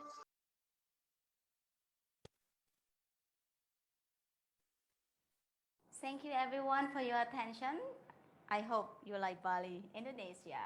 Excellencies, ladies and gentlemen, next let us all hear from the new president of AVA for 2022, Mr. Vamansia and Nazarodin. អាដាមលោកជំទាវលោកស្រីនាងកញ្ញាអង្គសមាជលើកទី 23 ទាំងមូលសូមមេត្តាស្ដាប់សន្ទរកថា commitment បដិញ្ញាចិត្តរបស់លោក Vamansia Nazarodin ដែលជាប្រធានអាស៊ានបដូវវេនសម្រាប់អចលនទ្រព្យឆ្នាំក្រោយ Yeah, thank you very much, the honorable chief delegates and delegates of AVA member countries, and all distinguished speakers, invited guests, and participants. Assalamualaikum warahmatullahi wabarakatuh. Good evening, and peace may upon all of us. Ladies and gentlemen, all along day, we have been attending the 23rd Asian Valuers Association Congress, which contains interesting discussions and presentations filled by resource persons from the government, professional pricers, and industry practitioners. I hope this Congress could grant all of us a proper understanding of the global economic conditions during and after the COVID-19 pandemic, so it can offer insight and consideration to every step taken in the development of our profession in each country. In this opportunity, I'm happy to announce that AVA Indonesia will be the next host of the 24th ASEAN Valuers Association Congress in 2022. I hope we can emulate the success of organizing this event as this year's host. Let's hope the pandemic will be contained soon and we are all granted a good health. Finally, I would like to thank to AVA Cambodia and the Cambodian Valuers and Estate Agents Association for holding AVA Congress this year. It's been a pleasure for me to be with you, all of you today. See you Indonesia. See you Indonesia next year. Thank you. Wassalamualaikum warahmatullahi wabarakatuh. Thank you, Mr. President of Indonesia, as well as the new President of AVA for 2022. បាទសូមថ្លែងអំណរគុណទៅដល់លោក Financia Nazaruddin ដែលជាប្រធានអាស៊ានប្រវេនផ្នែកអចលនទ្រព្យសម្រាប់អាណត្តិក្រោយ Chief delegates, participants, ladies and gentlemen. The 23rd ASEAN Valuers Association Congress, hosted by Cambodian Valuers and Estate Agents Association, has now come to an end. Thank you so much for joining us. Thank you for everything. We really have a good time with all of you. Last but not least, please allow us to mention to you our main sponsors, VTrust Appraisal as Indication Plus, and Luxury Holiday Villas, Forest Harmony, and Golf Harmony, the first and biggest holiday villas project in Cambodia.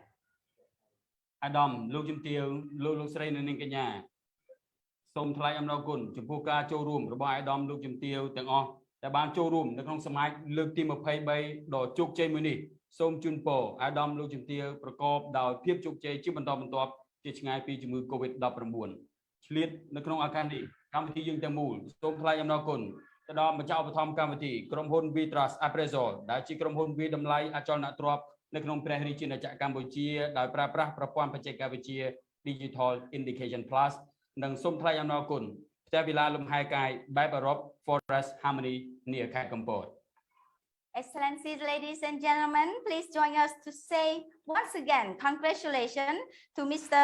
Financia and Nazaruddin as the new president of AVA for 2022. See you next year in Indonesia. Take care until we meet again. Goodbye, everyone. អាដាមលោកជំទាវលោកស្រីនាងកញ្ញាសូមចូលរួមអបអរសាទរលោក Financia Nazaruddin ដែលជាប្រធានសមាគមអចលនវត្ថុឆ្នាំ 2022 ជួបគ្នាឆ្នាំក្រោយនៅឥណ្ឌូនេស៊ីយើងពីអ្នកសូមអរគុណនិងសូមជម្រាបលា